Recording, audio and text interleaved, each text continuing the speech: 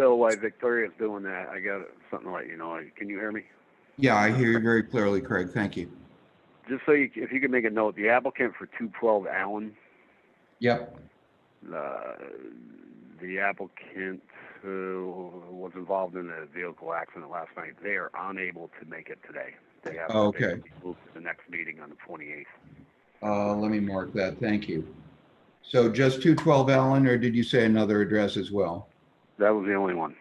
Okay, I got that. Thanks. You're welcome, Craig.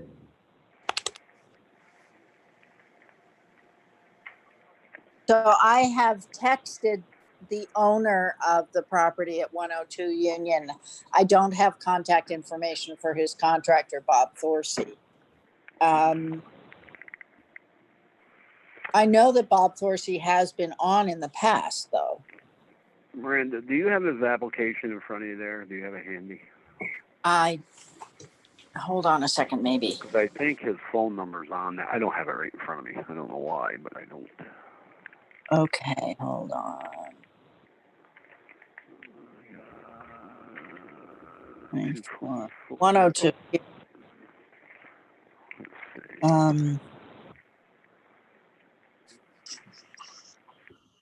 Okay.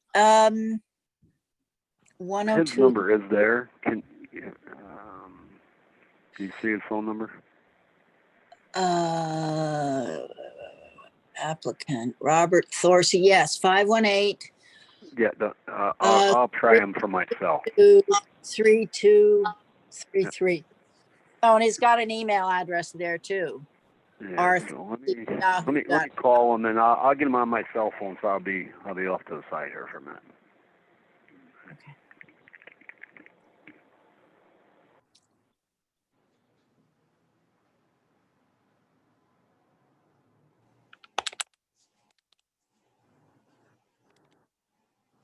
Phil? Yeah, I'm here. It's Miranda. As I explained to you this morning, we're having a medical emergency with our cat. So I'm going to have to go, but I can stay on Zoom on my phone. So I think I can continue to participate if you need me for quorum purposes. We'll go through. I just want to solve the legal problem. Right, gotcha. On the meeting, but I see on right now myself is 1, Philip Schwartz is 2, Paul Barrett is 3, Hugh Biber is 4, and Chip Bowl is 5. We have a quorum. Great. Well, I'll hang in as long as I can, but I might, if you lose me, I'm very sorry, but I have a bleeding cat. It happens that way. Okay, So I'm still here for now. Sure. Thanks so much, Miranda. No, I'm also a keeper of small animals. I get it. I know. Paul, I see you were able to log in. You didn't. Thank you. You Didn't receive the emails at all from yesterday? I had them forwarded to me from Chip. I have to have my City of Hudson email fixed. I'm not doing anything. Okay. No problem. Thanks, Paul. And Phil, just one thing. I do have an appointment, so I can only be on the meeting till noon time. Okay. We'll see how it goes, Paul. From a timing point of view, that'll work or not work. I can't tell yet. Let's first get our agenda posted. Okay. Or maybe there. Okay. If we cannot get the agenda posted in a timely way so that the public can log in, Victoria, I assume we have to defer the meeting to the next available date.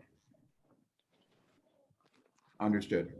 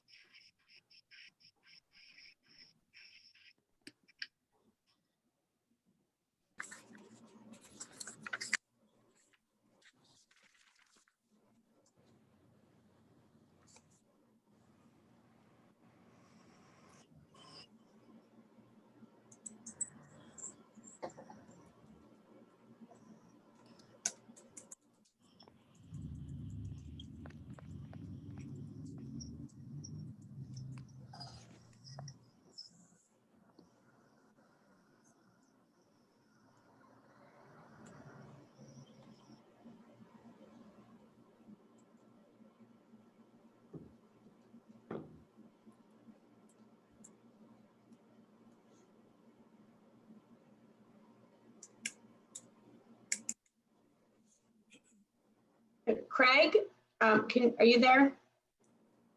Yeah, I'm here.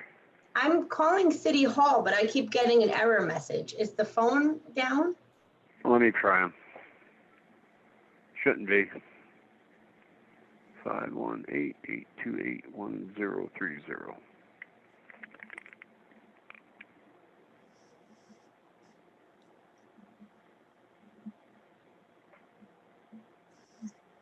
Kimmy. Hi, this is from Craig down code office. Hey, phones are working.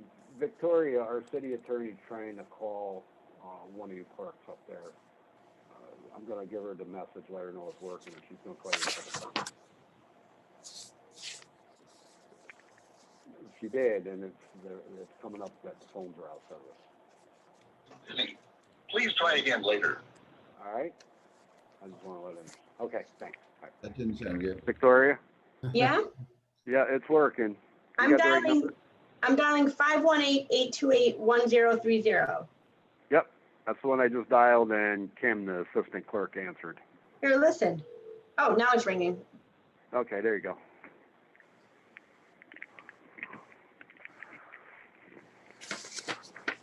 Well, I guess life will be so much easier when we're back to normal, huh?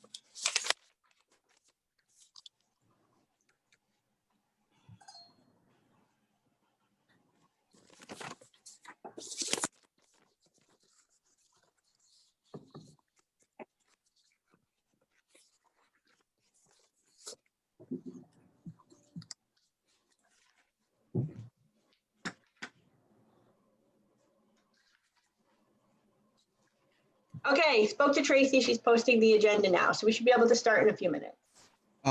Victoria, Yes, should she also be posting the Zoom link? I combined the agenda with the Zoom link for her. A blessing on your head. Yes. That's great. Thank you very much. Sorry, everyone.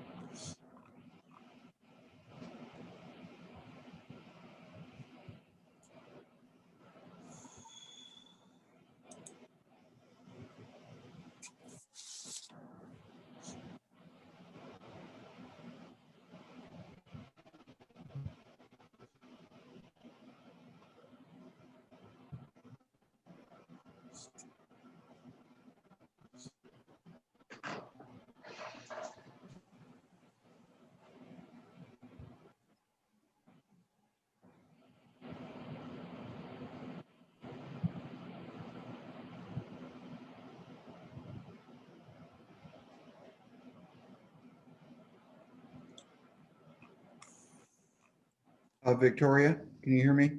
Yes. Are we good to proceed, or are they gonna signal when we're,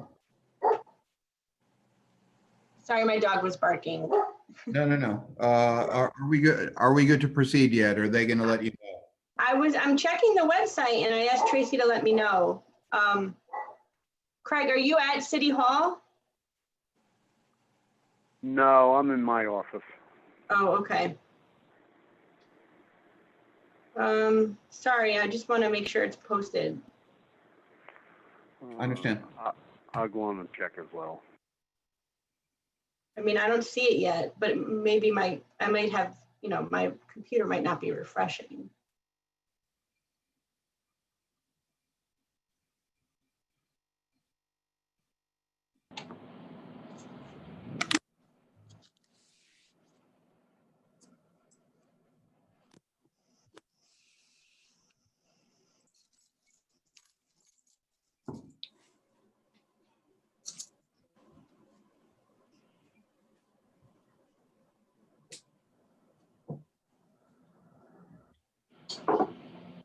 So I guess this means we're going to go very quickly through these applications today. That may be difficult because it's quite a full agenda. We'll figure that out. If we run into a problem, we can call a special meeting. We can figure out a way to get people through. But it's possible that we do run out of bandwidth today. We'll see how it goes. Mhm.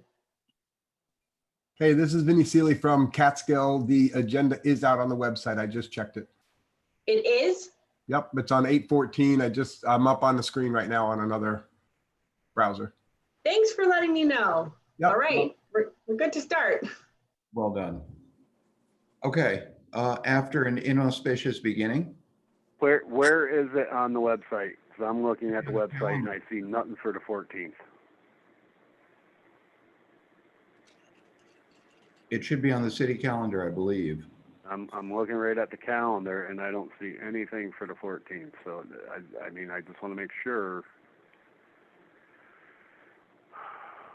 I was just looking at this, Vinny, again. I was just looking at the agenda under the historic committee. That's where I was looking. I didn't. Okay, it's under the commission. Yep. Let me check. All right, so hang on a second.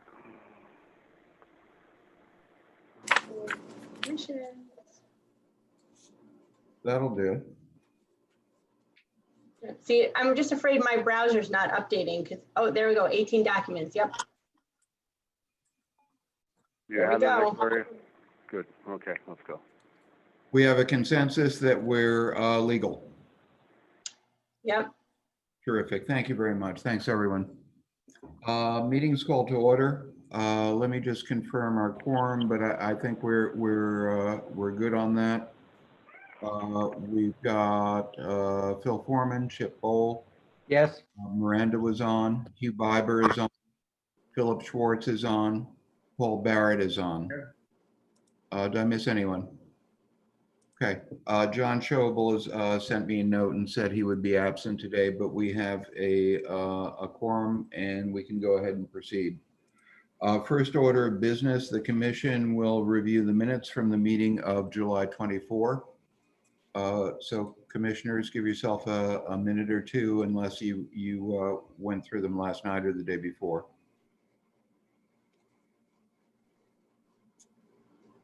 I went through them and I don't have any objection or anything to add or subtract. Does anyone have any objection? I do. Thanks. Go ahead. On 6 West Court Street, it says, motion to approve C of A prepared by city attorney. And that's not the case. Right. Okay. Just to remind everybody, Victoria had recused. I prepared the C of A on that with agreement from the city attorney, so that's where we're at. If there are no other comments and objection, may I have a motion to approve the minutes with the amendment as proposed? Hugh, motion, second, anyone? Chip? Chip, thank you so much. All in favor, aye. Aye. Opposed? None. The minutes are approved. Aye. One more problem with Erin out. I'm afraid I need to ask somebody please to take the notes for this meeting. Anyway, you good men or women, somebody's got to.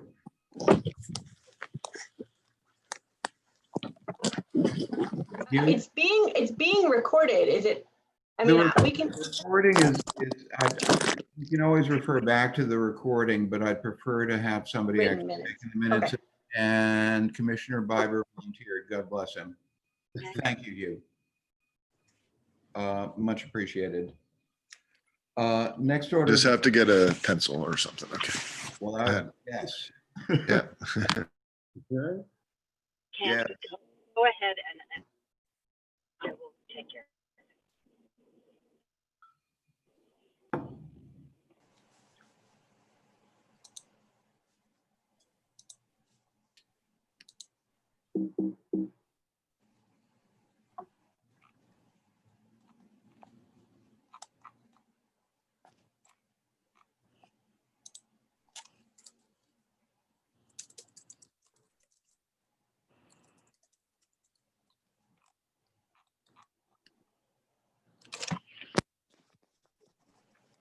Are we good? What is this? You're good? This is wrong. Thanks very much. Whoever is speaking, don't. We have 3 certificate of appropriateness votes. First up was signed for 127 Warren Street. May I have a motion to approve the certificate of appropriateness as prepared by the city attorney for 127 Warren Street? Anyone? You?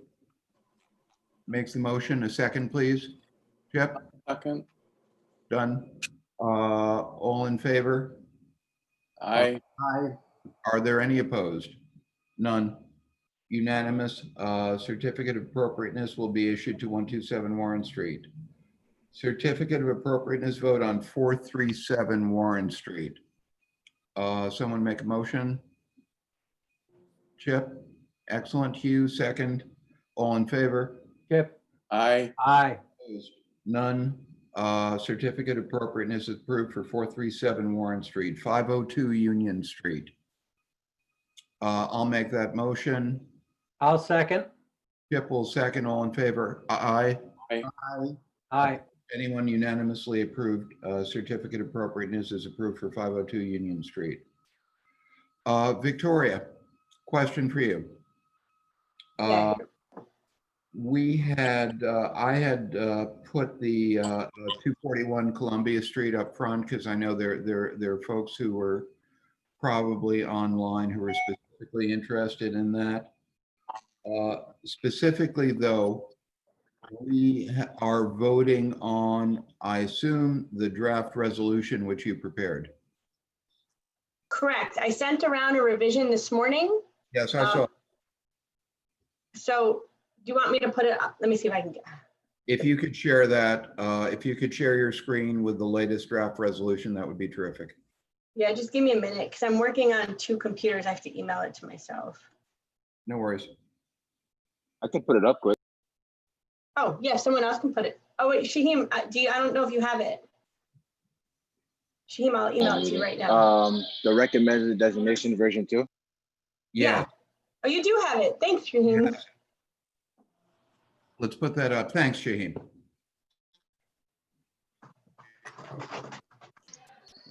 Victoria, do you want to walk us through this a bit? Sure. So what this is, at the last meeting, or was it 2 meetings ago, the board reviewed a report put together by Commissioner Barrett with input from Commissioner Bowl, and a lot of the other commissioners. And so what this resolution does is it acknowledges that there was an application submitted.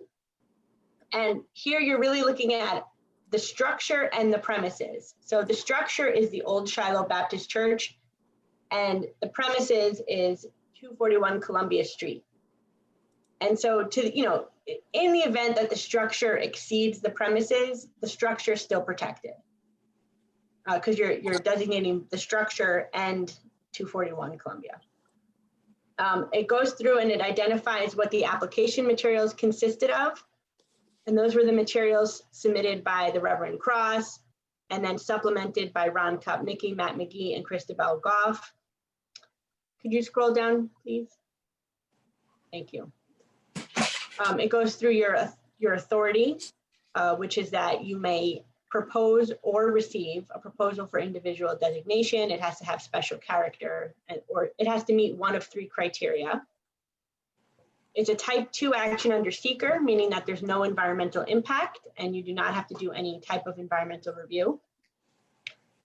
It recites that you scheduled a public hearing and you opened it in February, that we provided the owner with certified mailing of the public hearing. Could you scroll down some more, please? That there was a pandemic and then we had to start having virtual meetings, that you kept the public hearing open until May 22nd and accepted written comments from the public until June 2nd. And the owner had an additional opportunity to submit comments. So again, we're just going through all of the steps that this board has taken, showing that you have complied with the historic preservation law. Then it goes through and says that a report was prepared on your behalf, and that's the report that Mr. Barrett prepared, and that you've carefully considered the application. So the first action, if you could please scroll down a little more, thank you, is that you'd be adopting the report and findings so that this report actually becomes the board's report. So it's been prepared on your behalf, but you would actually be adopting this report. So now it's the board's report. And then second, that for the reasons set forth in the report, you find that the property, which is the structure and that one tax parcel, possesses special character, historic and aesthetic interest, and that you recommend that the Common Council designate it as a historic landmark. Okay. Thanks very much. One point I did want to make clear, because it came up in a discussion with the owner, there is a empty parcel, if you will, immediately adjacent to the structure. And I think from reading your document, you took care to make sure that that empty parcel was not part of this resolution. Is that true? Sort of. So the problem is we don't have a survey of the property showing that the structure, the old Shiloh Baptist Church, is 100% within the bounds of 241 Columbia Street. When you look at the tax parcel map, which is wildly inaccurate, it does seem to show that the building encroaches onto the vacant parcel. So what you're doing here is you're designating the property 241 and the structure wherever that structure may be. So to the extent that the structure may move over to the other property, then the structure is still protected. Okay. But in theory, the owner of the other parcel would have an opportunity to develop that parcel in some way, shape, or form independently. Correct. Understood. The other thing I wanted to clarify, because I know that it looks like Victoria Milne and Crystal are on, that should this resolution be approved, what the commission is doing is handing over a proposal or recommendation to Tom DiPietro, the president of the Common Council. And at that point, Tom makes a decision to put it on the Common Council agenda, et cetera. But we kind of step aside at that point. Is that correct? That is correct. And so it would be this resolution along with the report attached to it Understood. and the application materials. So for example, should the owner object or raise issues with this, assuming again that the commission approves it, the remedy would be probably to address Tom DiPietro as president of the Common Council? So I don't want to give them legal advice, but I guess the short answer is this is only a recommendation and it doesn't become officially landmarked unless and until the Common Council acts. So they'll have the opportunity to work with the Common Council on that. Put another way, we have no such power to create a designation. That power resides exclusively with the Common Council. Correct. Okay, thank you very much. Commissioners, any questions or comments? I'm happy to see this move forward, and I'm in full support of it. Thanks very much, Chip. Any other comments or questions? If not, then if I'm reading this form correctly, we need one of the commissioners to introduce the resolution and another to second. And then I would sign this and submit it to Tom DiPietro. You also have to file it with with the city clerk this week. Okay, can do. Can do. With that said, may I have a motion to, will one of the commissioners please introduce this resolution? I'm Chip? happy to introduce it. This is Chip. Thank you, Chip, for introducing the resolution. May I have a commissioner who will second that introduction? I second. Is that Paul? Yes. Paul, thank you so much. May I have a vote of the commission? All in favor of moving forward with the resolution as introduced and second, all in favor, aye? Aye. I, Are any? Can we do a roll call, Mr. Yes, Foreman? we can. Phil Foreman, aye. Chip Bull, Aye. Miranda Barry, I, Paul Barrett, Aye. Hugh Biber, Aye. Philip Schwartz. Philip, I see your picture. Oh, he's on mute. Unmute. Aye. Terrific. Did I miss any of the commissioners present? I think I did not. We have an approved resolution, and I will follow the instructions of the attorney and we'll move this forward. Thank you, everyone. Thank you. Okay, we have a full agenda today, and I know that everybody is under time pressure. I am the worst offender in trying to push things along, probably a little bit too fast. So my thought is just we'll do our best. If we run out of time or bandwidth, or it looks like we can't give these applications the attention they deserve, we'll figure something out. We can either call another special meeting or move it to the next meeting. But I know I have a tendency to rush stuff, and I'm going to try not to.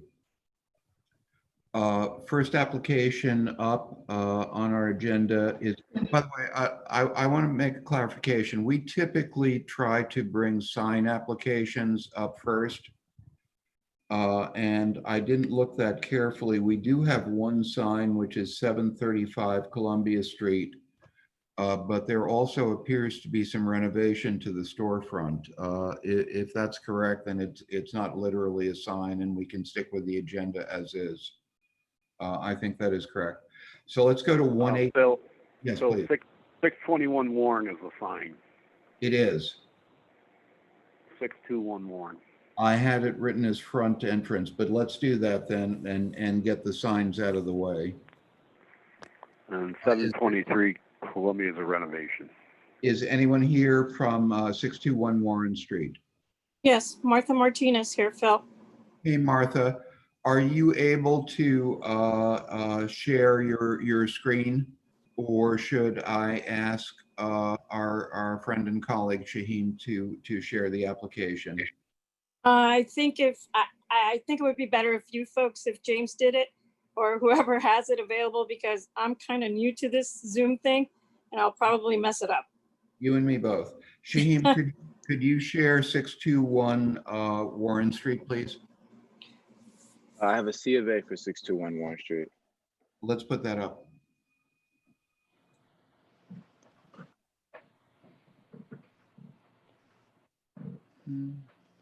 Terrific.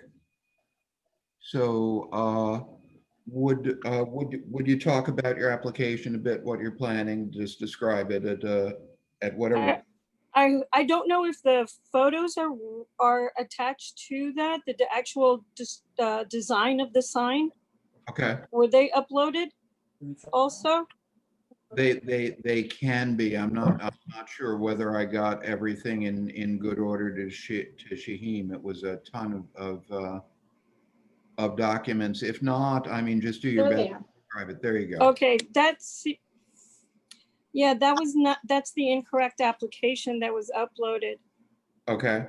And everything was sent over to Craig. I can email it. 621 Warren was emailed. So let me get it up here. All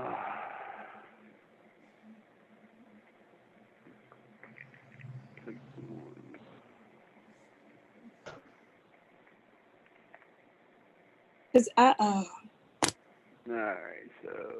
No. I listen. To the applicant. I know you sent it. We're just trying to figure out the best way to present it. Yeah, and I'm trying to figure out if I can resend it to each of you right now, so at least you could have, like, I know I have Phil's and Hugh's email addresses, and I think Martha, I can forward. What are you looking at now? You're looking at Zoom. Do you see a point where it says share? In other words, Yes. if you open the app and then click share on Open the app and click share. Let's see what I got here. What has happened? Nope, that's not, okay. Sure, okay, hold on just 1 second. Let me see if I can. If the app is on your screen, it'll share your screen. It's not on my screen. That's why I'm trying to figure out how to get it to my screen. It's in my email. Oh, I see. If you can open it, then that would be cool. So let me try to figure out how to get it over to you.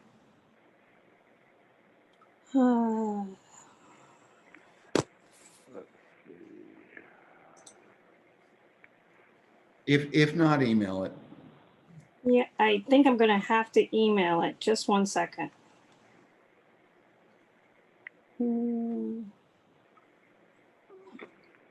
are you? Why don't I have that here? Martha, open the attachments on the email and then just push share and they should come up. Open the attachment on the email? Well, you have Okay. attachments of the pictures of the sign. Yes, but okay, hold on, guys. Open those on your screen and then push share on Zoom. That should come up.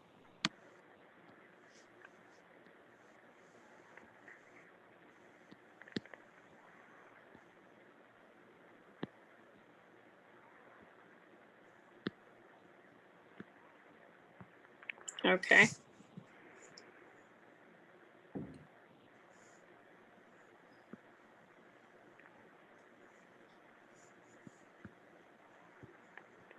I don't think that's gonna work. Phil, can you hear me? Yeah, I Yeah. can hear you clearly, Yeah. Craig. The problem is the pictures were not attached with her application. And they were sent separately, and I forwarded them. Well, the pictures were, but the actual design was attached to Excuse the me, application. I can do a share screen. This is Chip. I think I can do a share screen. I think I have it. Chip, do you have it? I sent it out to everybody. Yeah. I'm looking at the application now, and it's not part of it. It was a separate. Let me see it here. Yep, it's not there. Okay, yeah, if you click on the link that I sent to everybody, if you click on the Find Permit app, I'm sharing my screen now. okay, you should have it. There it is. Done. Do you see it? Okay. There we go. Do you see it? Thanks, Yeah. everyone. Yep. That's there. So Martha, describe your sign. Basically, it's right there. I'm sorry that it doesn't come through with color. I apologize for that. It was provided to Craig via color. Okay. And so the interior of the sign will be white with the flowering background, and obviously that and the green in the middle. The lettering will be, it's similar to what Lick had in terms of having it broken out into two pieces. And so we just wanted to make it consistent with the neighborhood and also just visually aesthetically pleasing. Martha, It's you have going to a be color wood image frame. in your hand. You can put it in front of the computer. The camera will pick it up. Okay, well, this is somewhere along the way. Is that picking up? Yes.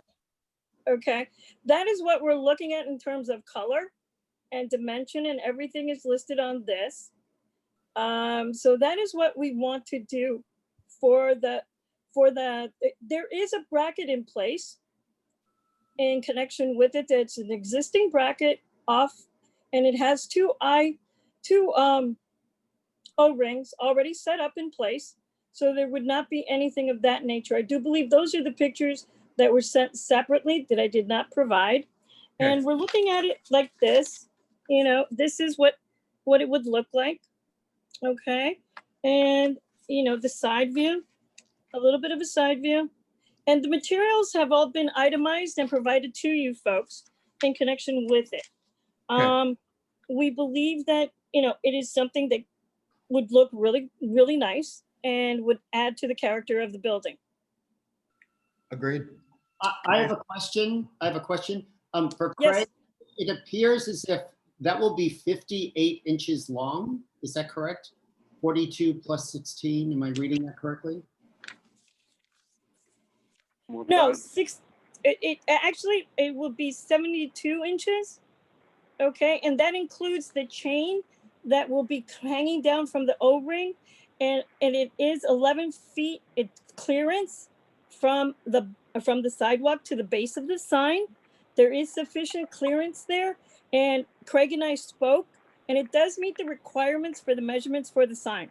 Okay. Okay. I think great. Hugh, you raise your hand or no? I like it. Let's, I do too. But let's see how other. I would recommend approval. Excellent. May I have a motion to find the application complete? Hugh? yes, yes. Second? Motion. Second. All in favor? Aye. Aye. Any opposed? None. Application is found complete, and obviously we waive a public hearing. Motion to ask the city attorney to prepare a certificate of appropriateness. I'll make that motion. Who will second? Hugh, thank you very much. All in favor? Aye. Aye. Excellent. So approved, and we'll ask the city attorney to prepare a C of A. And to Martha, that'll be ready in 2 weeks. And thank you very much. Sorry for the little Not bit at all. bothered, but it's It worked out fine. It's okay. It's the new normal. It's Okay. okay. No, Thank you terrific very work. much. You have a great restaurant. Thank you. Thank you, folks. We'll see you soon. All right. Onward and upward, 118 North 5th Street is an applicant here from 118 North 5th.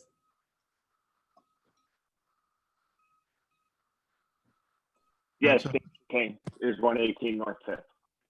I'm sorry, who's speaking? David Chicane? Hey, David, thank you. Thanks so much for for joining us today in Thanks for our hearing us. Zoom meeting. David, are you able to share your screen, or do you want Shaheem to try to do that? You can have Shaheen try to do that. Okay. Yeah, I still only have a C of A for this one, just to let you know. Oh, Pardon? I only have a C of A for 118 North 5th as well. You do or you don't? Oh, here we go. Thank you very much. Cool. So David, do you want to describe the work you're planning? It's all in the facade of the structure. Right now, 114, 116, 118, and 120 North 5th are just a series of connected row houses, all with different facades, different doors, different overhangs, different porches. I currently have aluminum siding that is certainly not original. I believe that there is wood clapboard matching the back of the house underneath. I would like to remove the aluminum, bring the clapboard back. I have a serious issue with my front door, and over the years, the building has settled. I have since corrected the structural part of that, so I'd like to replace my front door, which has been butchered over the years, and there's 1.25 inch gaps in 3 different areas of the door. The door height is 6'1". I personally am 6'4". So my request is there is a 3-panel transom over the door. I would like to replace it with a door with 3 panels mimicking the transom over. If that's, I think it's an appropriate upgrade. There's also an overhang, which I submitted pictures of all of this and the surrounding buildings next to me, that kind of slants down over the front of the door, preventing any kind of visual attraction, let's say. So I would like to replace that with a flat overhang so that you could actually see the full height of the door. Okay, Shaheem, could you scroll down a bit, see if we can get some more detail on the work?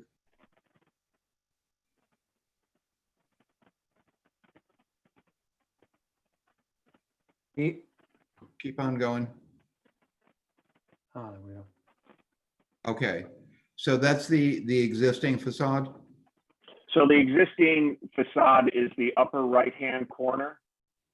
You'll see the rotting front stoop and a metal handrail, and then the sloping rotting.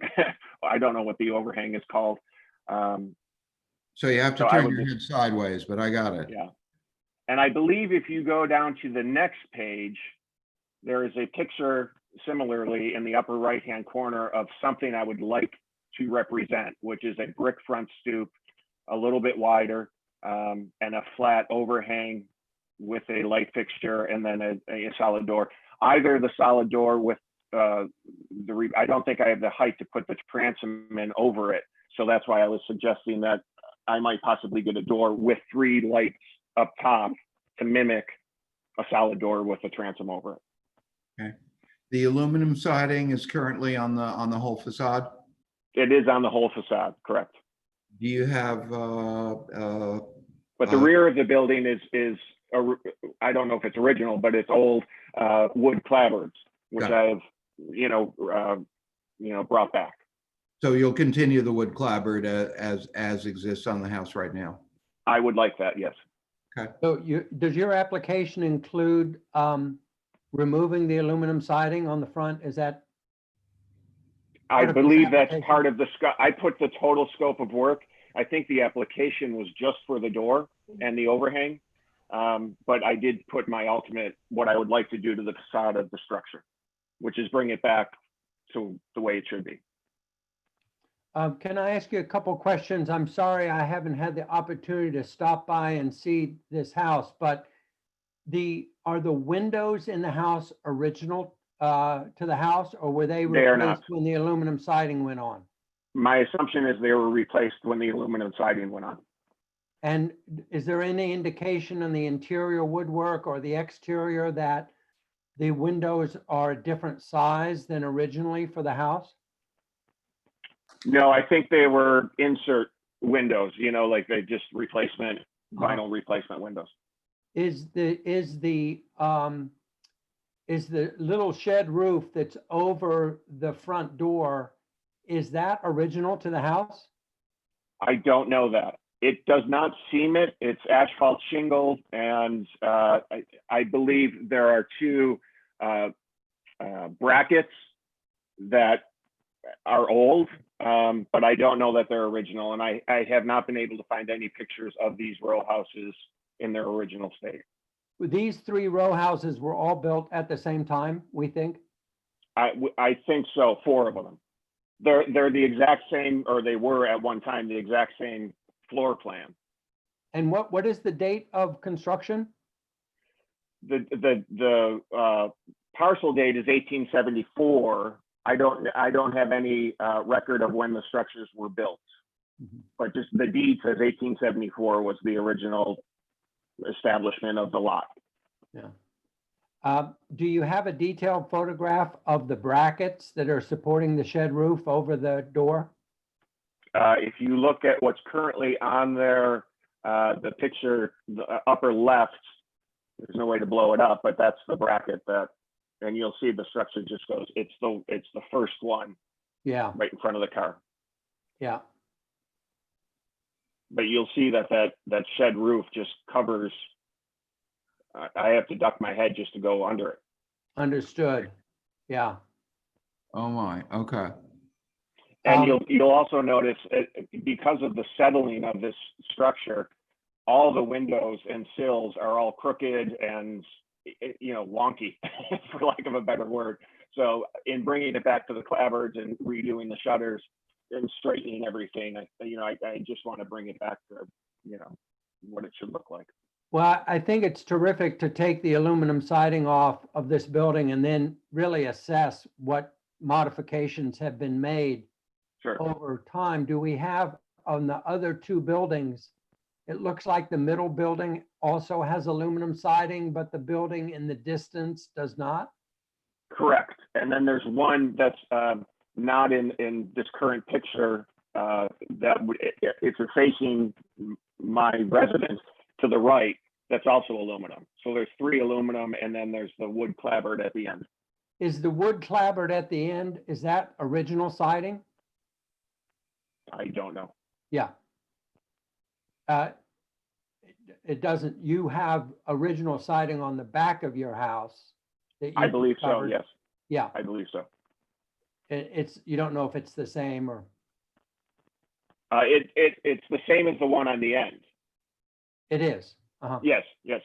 So I know you don't know anything absolutely with any of this, of course, but it appears as though the unit at the end might have its original siding on it. It appears that way, yes.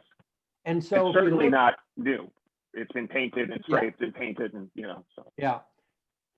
Yeah. If you look at the windows on that second floor, it looks like the windows on your second floor maybe are a little shorter and might have been replaced when the aluminum went on and were downsized.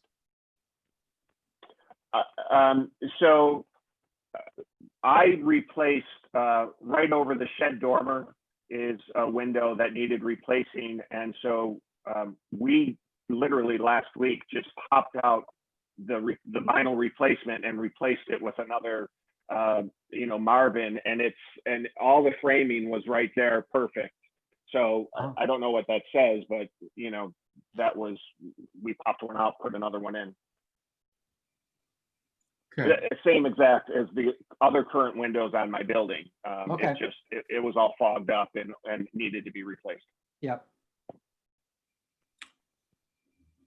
So I think this will end up being a rather significant improvement.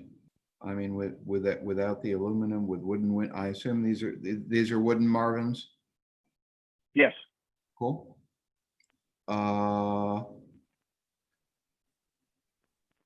Anyone else? Phil, what if after the removal of the aluminum, it does in fact determine that the windows were once larger? I don't know. It looks like there are a couple possibilities. One of them is that when the aluminum siding was put in, that replacement windows were purchased in vinyl and framing done around it. I mean, I just don't see the. Can I interject? It's possible that the fenestration has changed, but it's possible it didn't. Can I say something? Yes. Quickly? So I took on the front wall on the first floor was plaster that was all cracked. And so I took the plaster off and replaced it with sheetrock. During that course, I did see the framing of the windows. Although I didn't replace the windows, I saw the framing and there was no, it looked like traditional framing of the time. Okay. So, you know, I'm not going to guarantee that it wasn't adjusted, but it didn't seem like there were any adjustments made. It looks like also all the windows are the same size of all the houses on that row. I know the windows of the two structures, mine and the one to the left, are the same size. So, I mean, okay. The one on the right that's out of the picture, they may be a little bit different, but she has done quite a bit of work to that building, so the owner. And are the windows that you're proposing single light, 1/1 windows or divided light? What's the mullion pattern? It's 2/2, which is And what's that there. is consistent with what you've discovered in other parts of the building and so forth? So the back of the building and the front of the building are different. The front of the building has all 2/2s. The back of the building, on the second floor are 1/6. So again, the replacement windows, it's just what I was here when I got here. I'm just trying to try to understand what the original window pattern might have been on the front of the building. I do not know. Does the application contain the details of the proposed new windows and doors? I wasn't planning on replacing the windows. I was just, I have an example picture of what I would like on the door and the shed overhang. It also has wood clapboards and shutters and the brick stoop. So this is the goal that I'm trying to achieve. And I did just try to submit pictures of, you know, similar structures. David, is it?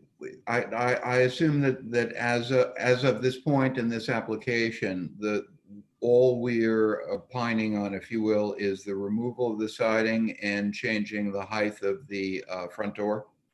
Correct. We're not addressing the windows at all. No, not at all. Okay. So it's the siding, the higher door, the new overhang, and the brick stoop. Correct. Okay. Which I believe are all upgrades. I think so. I don't know. I mean, for anyone speak out. I think we should go forward with this. I think it's a big improvement. So yeah, I think it's wonderful to remove the aluminum siding. I really don't know enough about the building, or there's not enough information in the application to know whether the proposed trim and door trim around this opening is appropriate for this series of buildings or not. I just can't speak to that. no. I think it would be if the existing door, you say the existing door is only 6 feet tall? I think it's 6'1". Really? Yeah. Yeah. Yeah. And it has a transom above it? It has a yeah, in very poor condition. Yeah. How high is the transom? Probably, I think my memory says it's 11 inches. So then you'd have a single door that's approximately 7 feet tall. Correct. So you'd fit through it. So I fit through it. Yeah. I think that if you have an original door opening that approximates 6 feet of height, 7 feet of height, it's possible that the original door was in fact 7 feet high. And it would not necessarily have had a transom above it, right? That the door was 7 feet tall. It may have had windows in it. It may have been a 5-panel or a 6-panel or an 8-panel door. We don't have any evidence of that.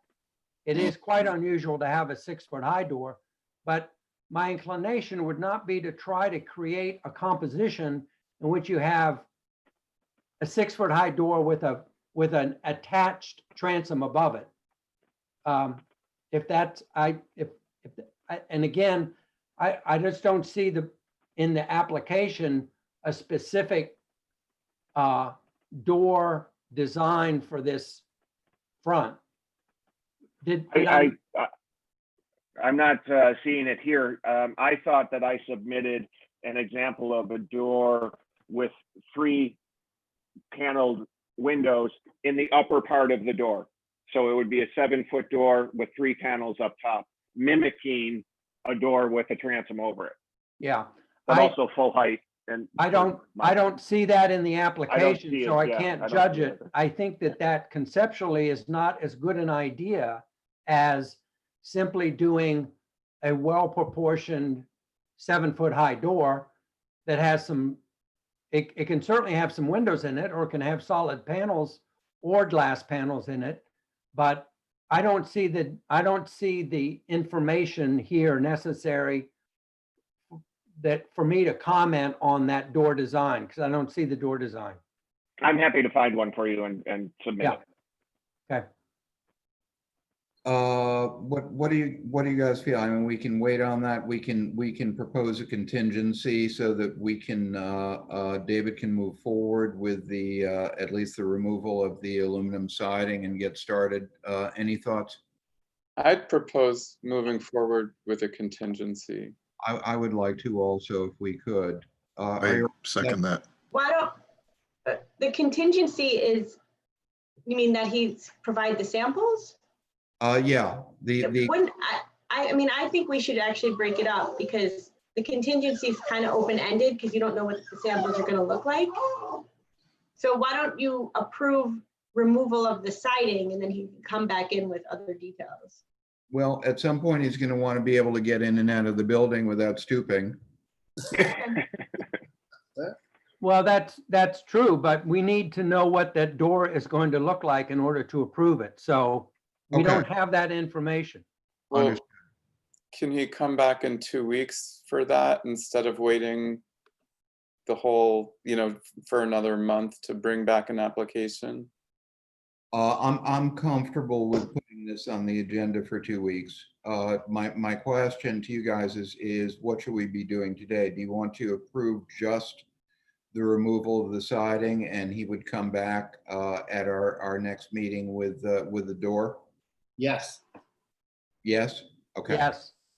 So may I have a motion to find? Excuse me, let me ask one other question. In the application, does the application also include the brick stoop and the trim around the door? We're not addressing those 2 things. True. Can we look at page 4?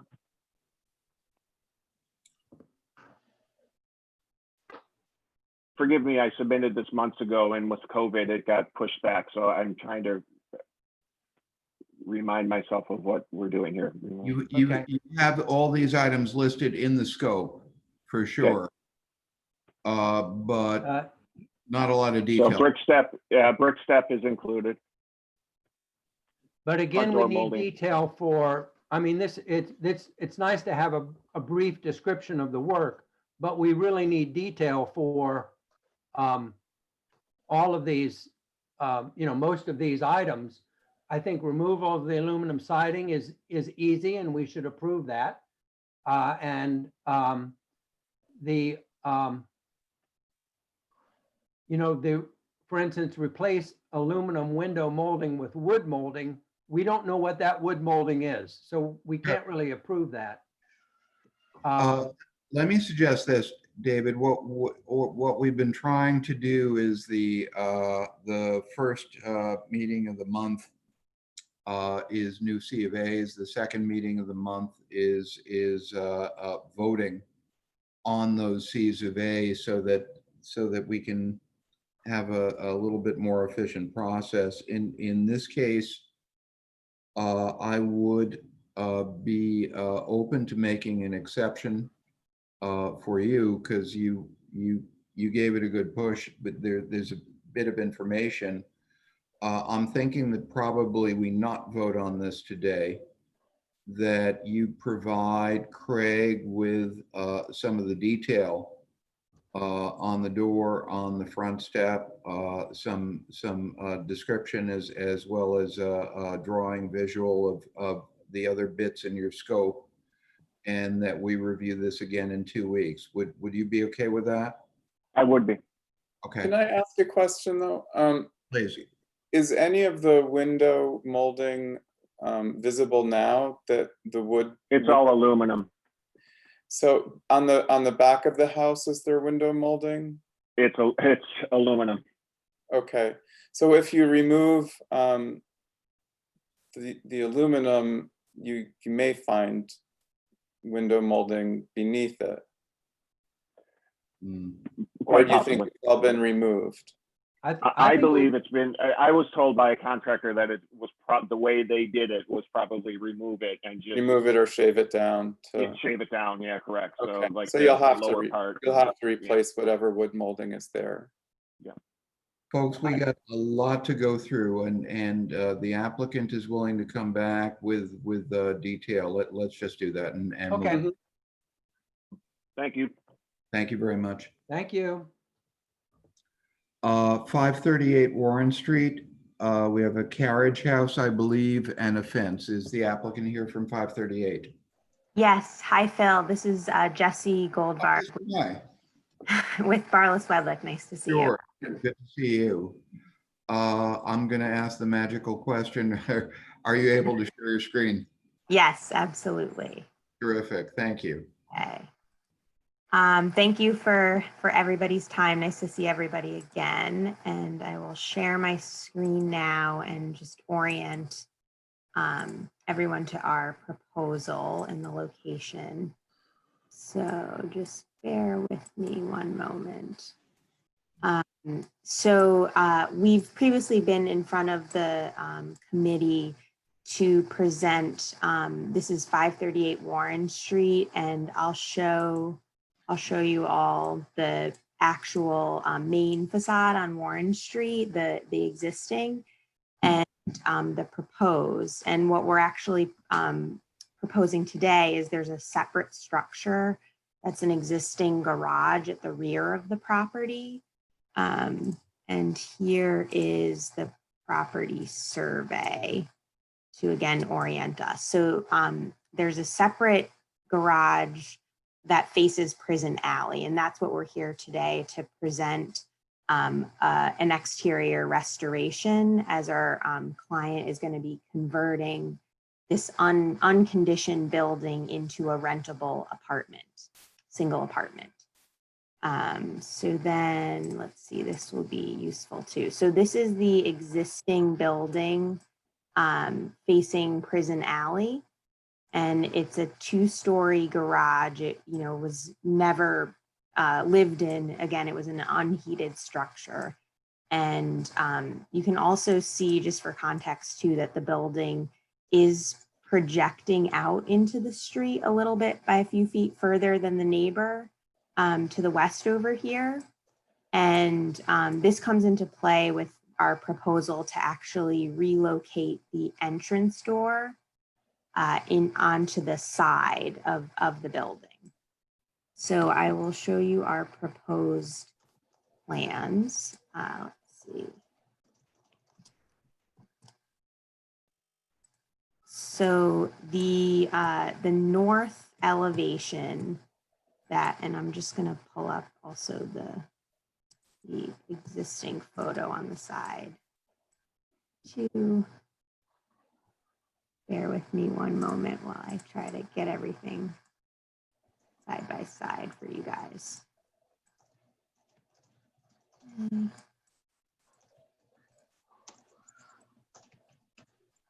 Here we go. Okay, so on the left, we have the existing front facade structure with 2 garage doors on the main level and a small entrance to the right. And so our proposal is that we're going to be replacing the existing clapboard siding with new clapboard siding, replacing all of the trim work in kind.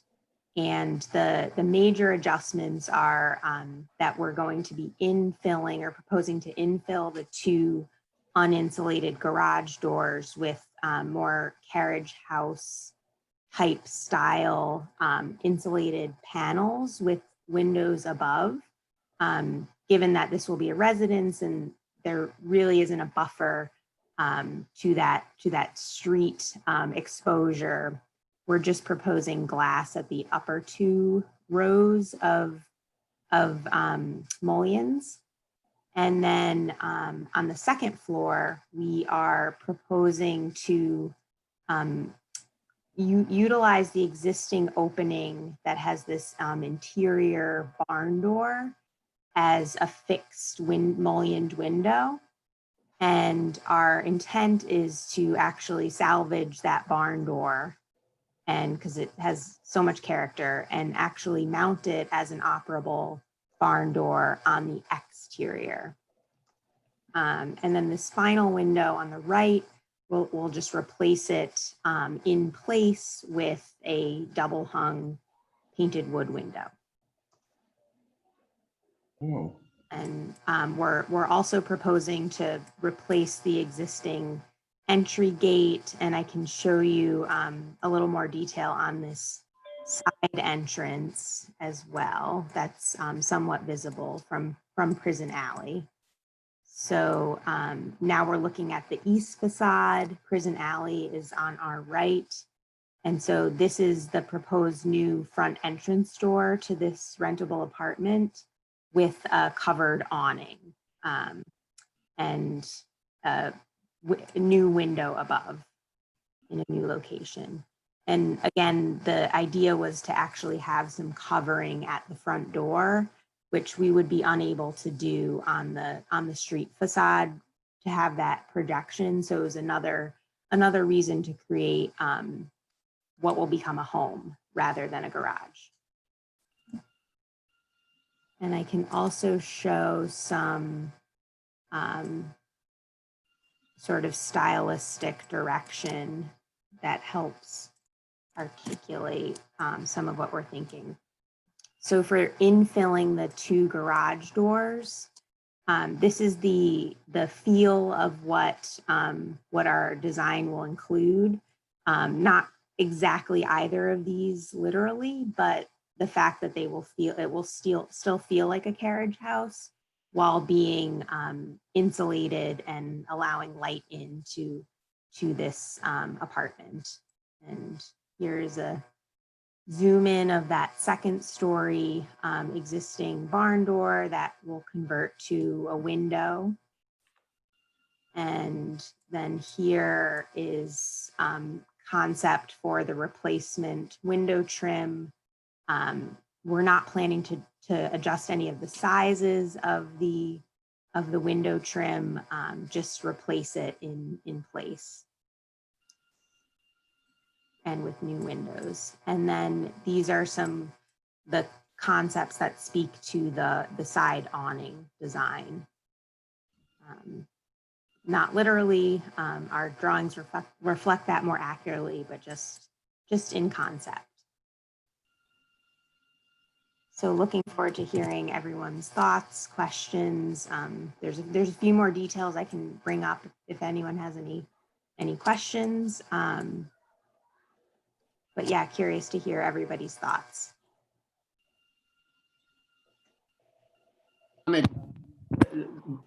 the work and the design appears to be, I mean, it would be beautiful. My concern is that it immediately eliminates 2 parking spaces. I mean, the use of this building was as a garage. You know, I can understand maybe doing something with the upstairs, but I'm concerned about eliminating the 2 parking spaces. Parking spaces, the interior garage parking spaces. Meaning the garage spaces, yes. I guess from a code perspective, the zoning, our understanding is that the zoning on this property allows a conversion to become a guest house. I know Craig has done a preliminary review, and perhaps he could better answer that specific question. I don't know that HPC can, well, we can opine as much as we want, but in terms of the scope of our responsibility, I'm not sure that we can take on parking. Right, so I think, this is Victoria speaking, that comment could be forwarded to the planning board, Paul, if you are concerned about the loss of parking, because does this require planning board review? What was the question? I'm sorry, I wasn't paying attention. Commissioner Barrett is concerned about the loss of parking for the structure. No parking required. Okay, thank you. Parking restrictions for the city has been lifted and changed per common council of all, I believe, about 6-7 months ago. Okay. Wow. And this is a permitted use within the zoning district. Okay, thank you. Thank you. But other than the parking issue, which is, I guess, not an issue now, I think this looks great. I do too. Yeah. I think it's a great improvement, and, you know, it's definitely within the original look and feel, and it's a vast improvement. I agree. I fully support it. I love the idea that you've recycled the barn doors on the second floor as an architectural element on the outside. I think that that everything about it is good, and I'm not at all concerned actually about the parking. It's not a loss to the city to lose a parking space and gain a dwelling apartment. So I think it's good all the way around. I do have one question which you began to discuss a little bit regarding the existing, the new gate on the left-hand side of the drawing that we're Sure. looking at right now. Yes. That gate, it says existing fence on property line. That's the side going down the side. But Yes. the gate, is the gate on the property line of the alleyway, right of way? Is it in the right of way like the building is? And I guess I would have just a question for Craig. We have an existing building that's converting its use, and the existing building is not on the property. It's actually in the alleyway right away. And and maybe Victoria has input about this as far as the legality of that renovation, not within the property, but in the right of way. I'm not clear what you mean by not on the property, Chip. I think, I guess I'll go first, I guess. When I reviewed this, my determination for this particular proposal really has nothing to do with the historic. It would be it's a non-conforming existing. That's how I determined it. Again, it has nothing to do with historic preservation. It would be a zoning issue, if any, and I have not determined that to be a zoning issue. Okay. Well, Right. it's a So, curious Chip- situation that we have with this property, because the existing garage is actually in the right of way of the alley. I would say that the applicant, this board has to be looking at whether or not this meets the criteria for a certificate of appropriateness, whether the changes are appropriate for the structure.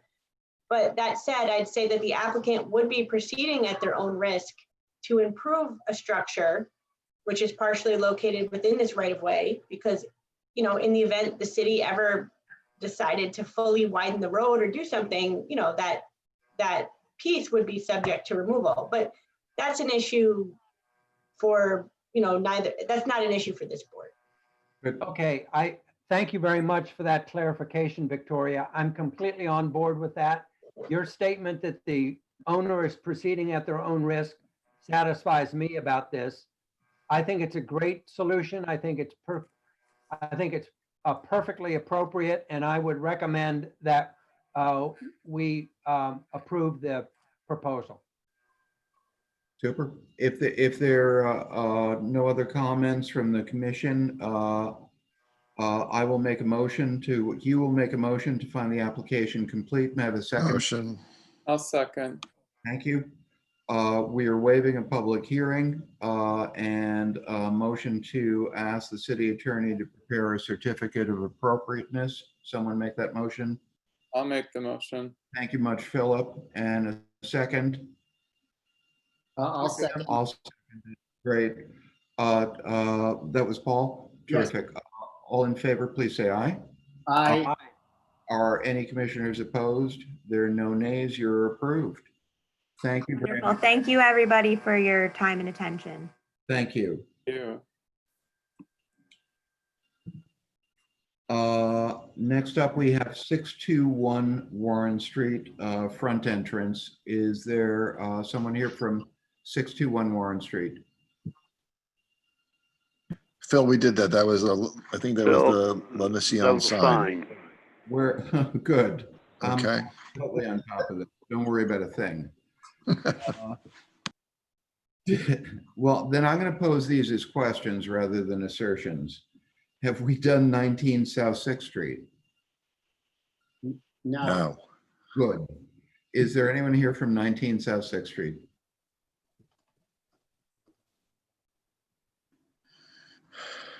I had windows and doors going once, going twice for 19 South 6th Street. We move on. I understand 212 Allen Street is not here today. Craig had brought that up.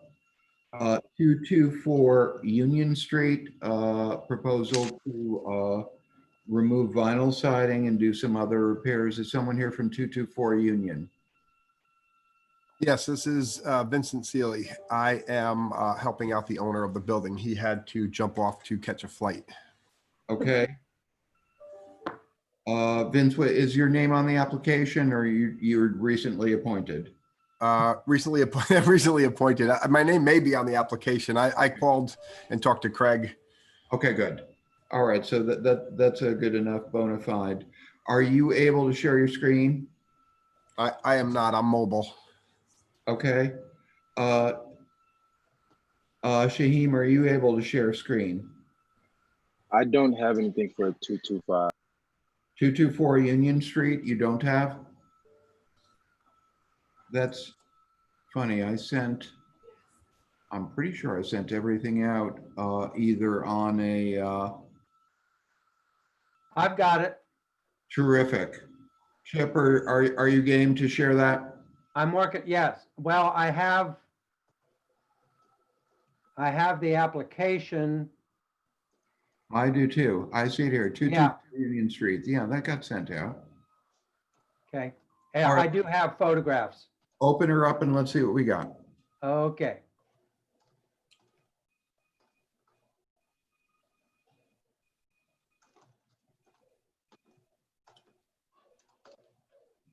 Should be coming. That's terrific.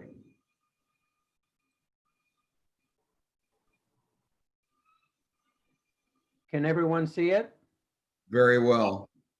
Thanks very much for doing that. Vincent, you're still here? This is the application. The description is shown here. Okay. The existing condition showing the aluminum. It's vinyl. Thank you. Hey, Chip, can I ask you to lead this discussion for a couple of minutes? I just need to step away. Yes. Thank you so much. Please scroll back up to the first, to the description of what they want to do. Thank you. Yes. Thank you. Would the applicant like to go ahead and address each of these pages and then instruct me to scroll up or down? Yep, that would be great. Thank you. So item 1, remove the vinyl siding. So right now the vinyl siding is on all sides. It's a front end. There's some side of the house in the back and the back of the house. We will not be touching the back of the house. This is only going to address the front facing the street. I peeled a little piece of the vinyl off, and underneath it, the clapboard is in pretty good shape. Obviously, I'm not going to know the full condition until I take it all off, but the plan would be to replace any damaged pieces, sand them down, and paint them a cream color. Item 2, the paint, scrape and paint the door trim, that's self-explanatory. Really what if you look at the house next door, which is 220, you don't have to write this second, but 220 is what we really want to match it to. So all of the colors and the design will be complementary to that. The wood trim, as it says here, number 3, same as 220, 222. The roof above the bay window and the front door, we're going to do the exact same roof. It's the black rubber roofing material that the neighbor has, exact same material, exact same style. And the ornamental wood pieces, we are going to match exactly, maybe with a slight, a circle here versus a line there kind of a thing, but we really want to match exactly what the neighbor has there. And we're going to box in the electrical wire in front of the house.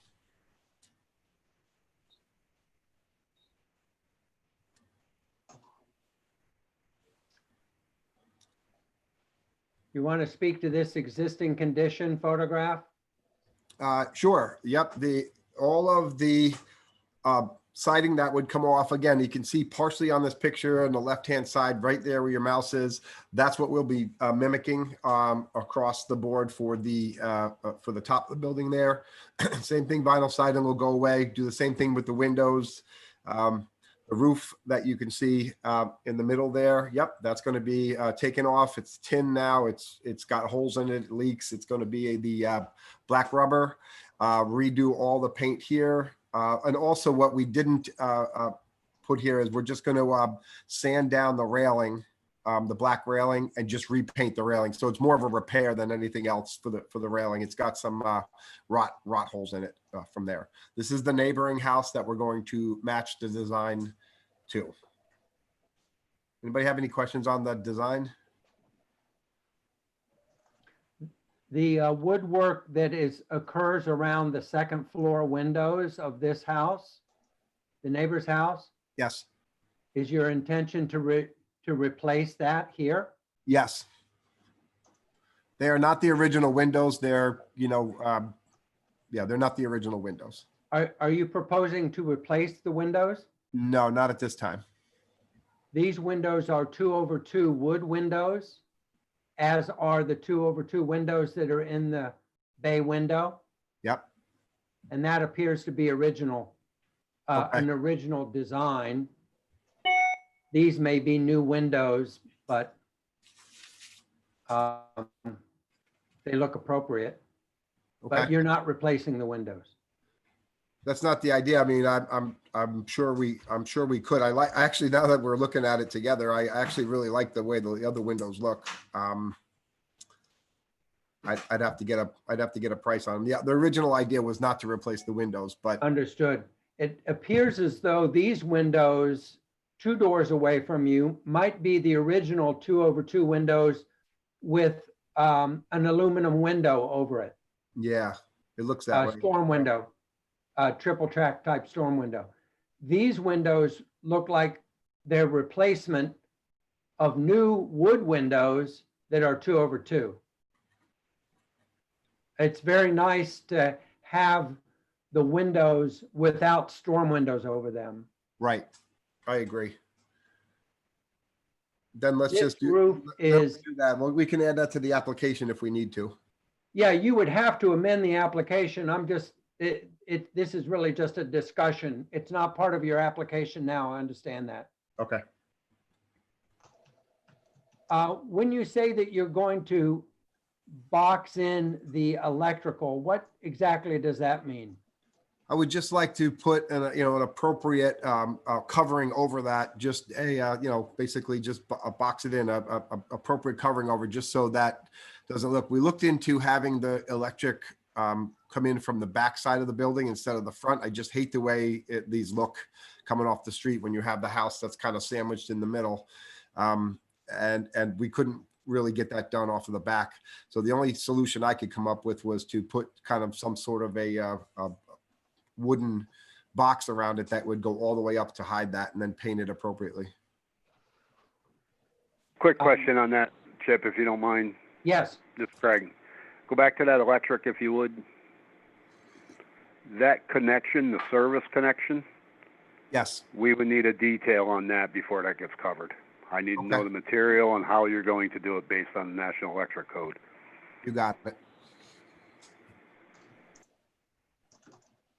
It seems also that that would not necessarily be appropriate from the preservation point of view. I mean, I appreciate the desire to get rid of that electric wire altogether. It'd be terrific.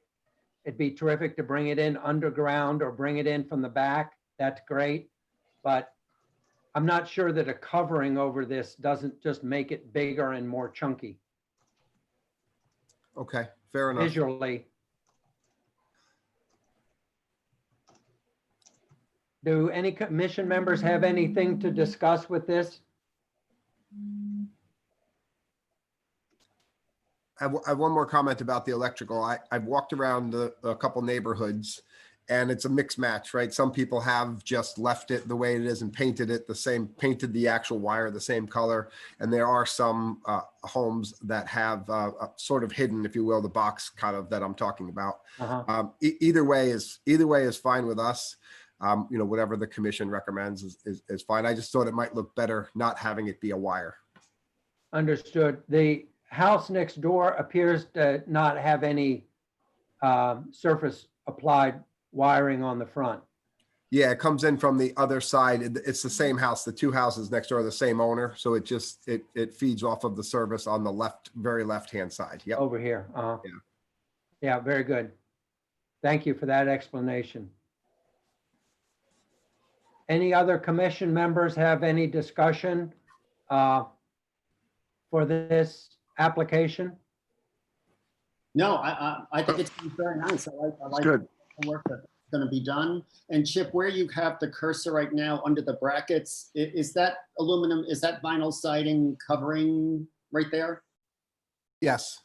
So, I mean, you may in fact still have the original detail underneath once you take that. I hope so. That'd be a gift. Yes. Okay. Anything that can be preserved will be preserved. I guarantee that.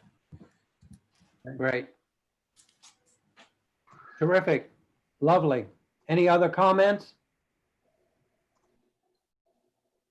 Can we have a motion to, I'm not sure if I know how to properly word the motion. Motion to classify it as type 2, waive the hearing, consider it complete, and authorize city attorney to prepare the C of A, excluding the electrical component. Yeah, what she said. I second. I got that. I second. All in favor? Yeah, there we go. Welcome back, Bill. Take it from here. You were doing great. I was on a wonderful pause. Any opposed? Terrific. Congratulations. Thank you very much. Have a great day.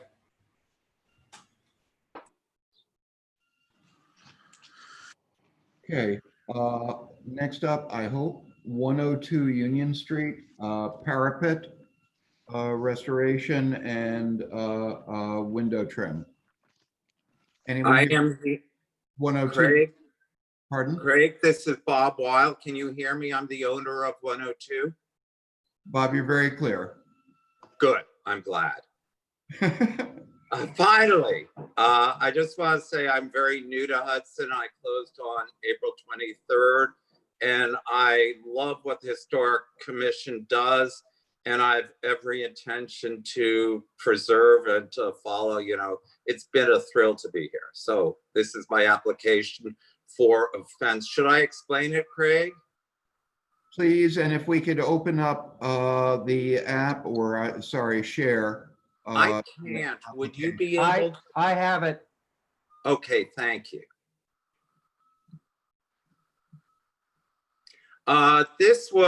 There was an original fence which encompassed both the 102, 104 properties built by Galvin approximately in 2009, which is in somewhat weathered condition.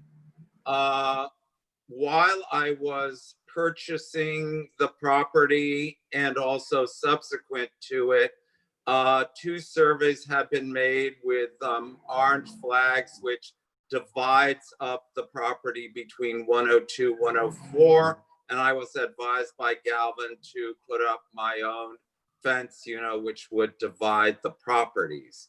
I am taking 2 exits which face First Street and doing 1 exit with a 6-foot wide. It's 8 feet. It's cross thatch. It's using the style proposed by Roma. There is an identical fence on Cherry Alley on the 2nd Street end. Instead of 2 openings on First Street, there would now only be 1 opening on First Street. It would follow the existing property lines.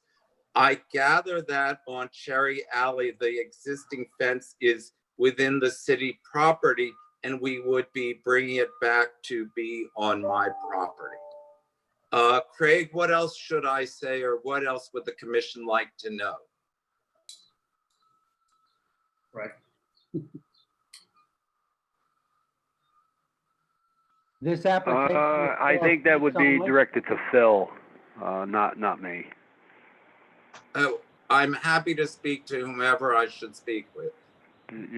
Phil's the chairman of the commission. They have control. If there's a code question, then they'll ask me. Absolutely. Please let me know any questions you might have. I missed a bit of your description of the opening. We're talking exclusively about a fence, not the parapet. Not the parapet. This has nothing to do with the parapet. Okay. This has to do just with the fence. It would be replacing the existing fence on First Street, on Cherry Alley, and creating a new fence between the properties 102 and 104, which is in the interior, which would be continuing the exact same style of, it would all be the exact same style. If there are no code issues, and they're obviously not, because you've talked to Craig about height and all that good stuff. I have no issues. I think we're good. I'll ask the other commissioners any other comments about the fence. Looks good. Yeah, I think it's fine. Okay, not so much. Then, excuse me, I do have one question. Please. First of all, it's great. Thank you for the application. I understand that this is just for the fence. And I think it's visually perfectly appropriate. I just do have a question for Craig, and that is the outward swinging gate that swings out over Cherry Alley. Does that gate, is that permitted to swing out such a fashion that it might interrupt pedestrian traffic on First Street sidewalk, or should those gates swing in? There's no code saying either or. There's nothing in the code saying it can't swing out. It's preferred not to do that. Obvious reasons, for that reason. That, you got a good point there, Chip. I'd have to research the code a little bit farther, but to my knowledge, there's nothing in the code saying it can't swing out. Okay, well, we'll leave that decision to you, Craig, but I think as far as the fence is concerned, we should advance approval. Well, I am eager to do what Craig suggests. This was what Roma suggested, but I am happy to proceed in working with Craig. It can't, I know in the past we don't allow, if it comes out into block more than a 4-foot open space, because you always have to maintain 4-foot open space on the sidewalk. And I think that's the only literature I have in the code to justify that. And I know we had one business in the past that we didn't allow it just because their doors were going to impede into that 4-foot section. I think this would do the same thing. The other thing I wanted to add, and this would be to help the city, is there was no existing sidewalk along the western end of the property. And I cannot put in that sidewalk to increase the safety of the neighborhood until the fence is put in. So I'm very eager, as Craig knows, to put in the sidewalk so I can comply with all the safety of the neighborhood. Yeah, and we are as well. Thank you. So, thank you then. If there's no other comment and any code issues will be resolved directly with Craig, not with the commission, I would ask for a motion to find the application complete. I'll make that motion. Can anyone second? I second. All in favor? Aye. Opposed? None. Motion to waive a public hearing and ask the city attorney to prepare a certificate of appropriateness for this fence. I'll make that motion. A second. I second. Thank you very much, Paul. In favor, aye, please. Aye. Aye. Aye. Opposed? None. The application is approved and the city attorney will be directed to prepare a certificate of appropriateness. And congratulations, Robert, on your new fence. Thank you. And I want to thank the commission for what it does, and also Craig for overseeing things. I'm very happy again to be here. Thank you. Thank you. 307 Warren Street, and if my notes are correct, it's replacing a deck. Hopefully that's correct. Who's here for 307 Warren Street? No, that's not right, Phil. It's a awning. Hello, guys. Decks and awnings are very similar. Can you hear me? The deck was already done. Okay. With wrap construction. The awning's being done by the applicant of the storefront. Terrific. Who's speaking for the application? Someone spoke.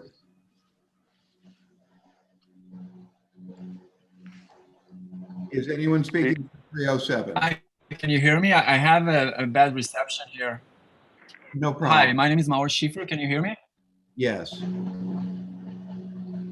So, Mark, can you share the application on your screen, or do you want us to try to do that?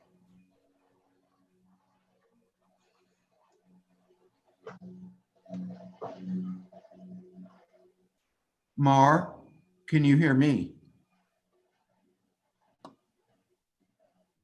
I see his image. It's frozen. I do. He's back. He's back. Mar, Hello? if you Can you hear me? Yes. But you're Hi, this is Maur. Go ahead. Yeah.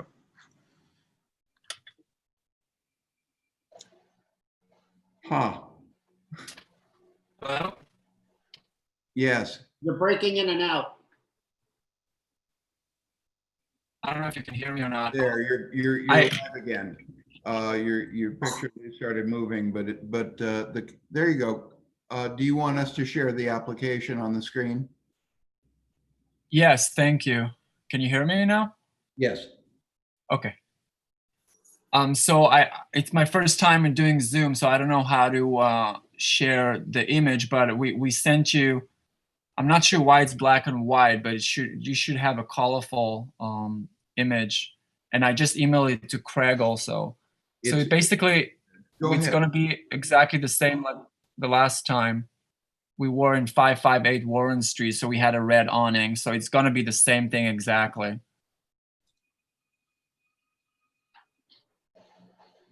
Hello?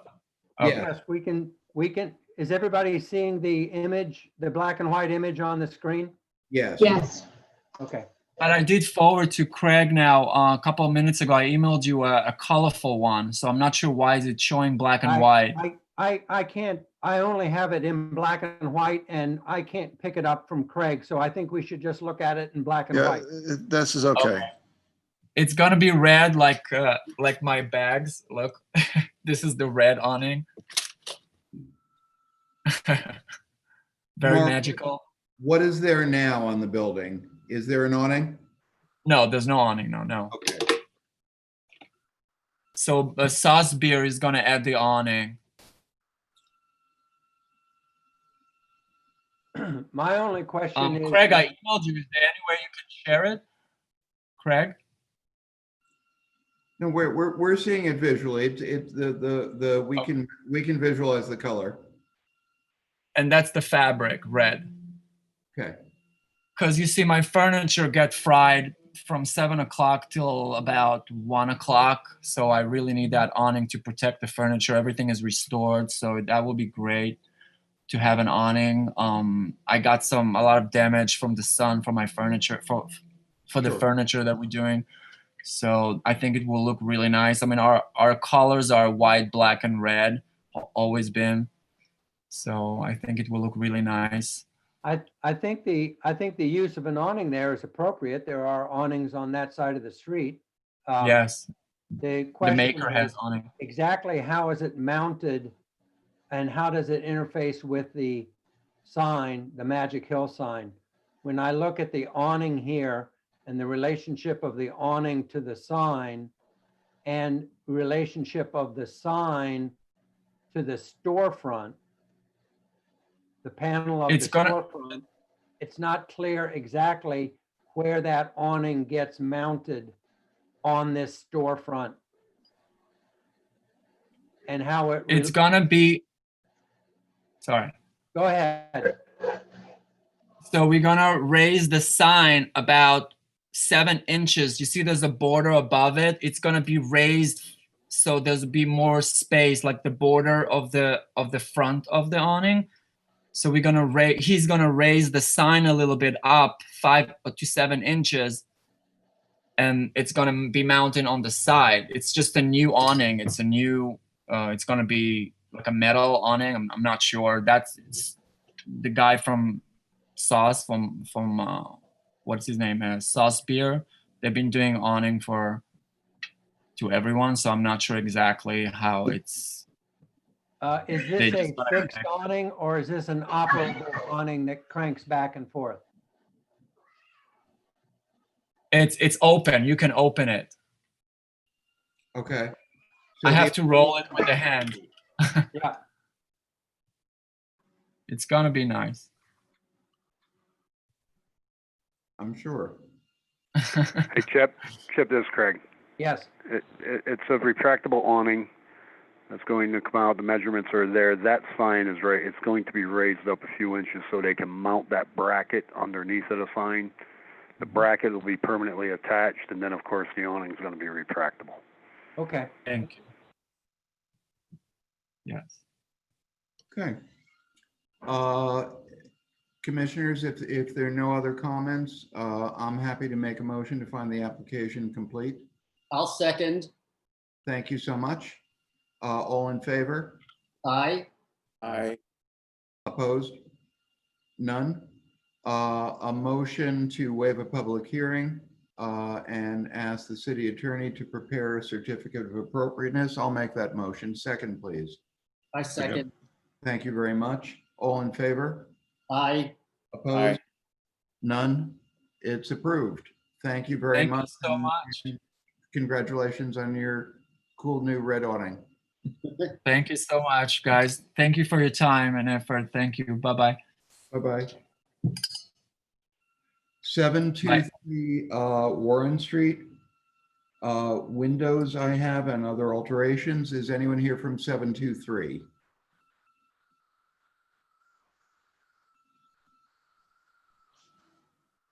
Going once, going twice. You're muted. Can you hear me, Phil? Sorry, I didn't have the microphone in front of my face. Oh, Shannon. Hey, how are you?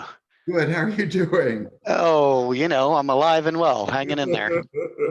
How are you guys doing? Shannon, can I ask it? Can you share your application on the screen or do you want someone to do it?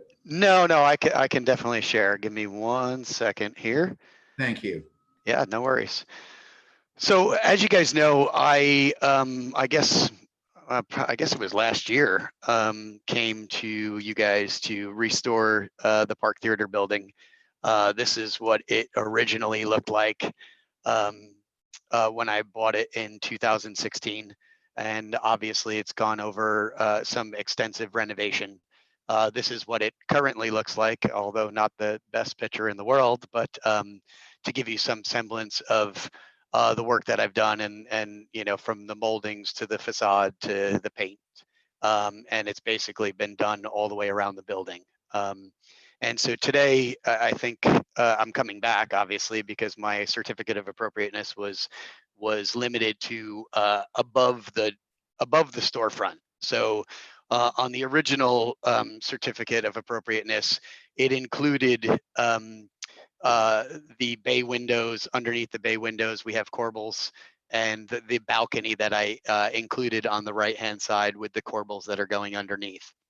And so today, and I haven't really done any changes to the doors. This is all, you know, the original doors. We're not actually going to do anything on the apartment doors on the left and the right. What I'm particularly focused on is basically this glass and all the way down. So I'm putting together some evidences, and I'll show you. I actually proposed 2 specific ideas. As you can see, there's one main door here. This main door is actually only 34 inches wide, and I don't believe that it was an original door. Above this was a framed-in air conditioner, which is no longer there. And so I have 2 proposals. The first proposal that I had put forward was, you know, basically that's not the one. Basically, if I needed to keep the door, the existing door that's right there, that's only 34 inches wide. As you guys know, that's not an ADA door. And while I could get a probably historic exception for the theater space, it would not be ADA compliant. Meanwhile, everything within the building is ADA compliant. So the reason for this proposal, and I can show you a couple evidences from the Star Theater, who was built around the same time and ran by the same people. I'm proposing to actually bring 2 more French doors in on this proposal on each side of the existing door and have them set back. The original theater, there's not really much historical evidence from a picture standpoint. There is articles indicating that the glass marquee that was over it actually overhung the doors. And so I believe that they actually built the glass that you see there now, knowing the fiberboard that's underneath. It wasn't really done well. It was done in, you know, probably the 50s when it became a retail space. And so with this proposal, it would be keeping the existing doors, putting 2 4-foot French doors on both sides of that existing door. And those French doors would be 96 inches high. So going up to basically the top of where the air conditioner is that you see. So I do believe that the original door actually came all the way up, and or there was a transom above it. And so by doing that, there's historical evidence in the building, and you can see here in the actual foundation where there was a column. And so I have 2 pictures on each side where it actually shows a pocket in the foundation that held a column. And so I believe this column actually went all the way up to the overhang where the glass marquee would have been sitting, because there is evidence of the glass marquee. There's pieces that are still there that would show that that glass marquee actually, and I can show you right here. If you look, let me see if I can zoom in here. Zoom, maybe. You have to move the cursor. Oh, there you go. There you go. Thank you.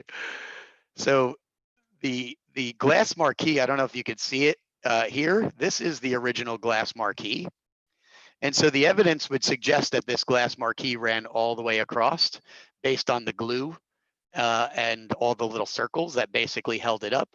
And the original article actually indicates that the glass marquee overhung the sidewalk. And so you could see this door, which sets back.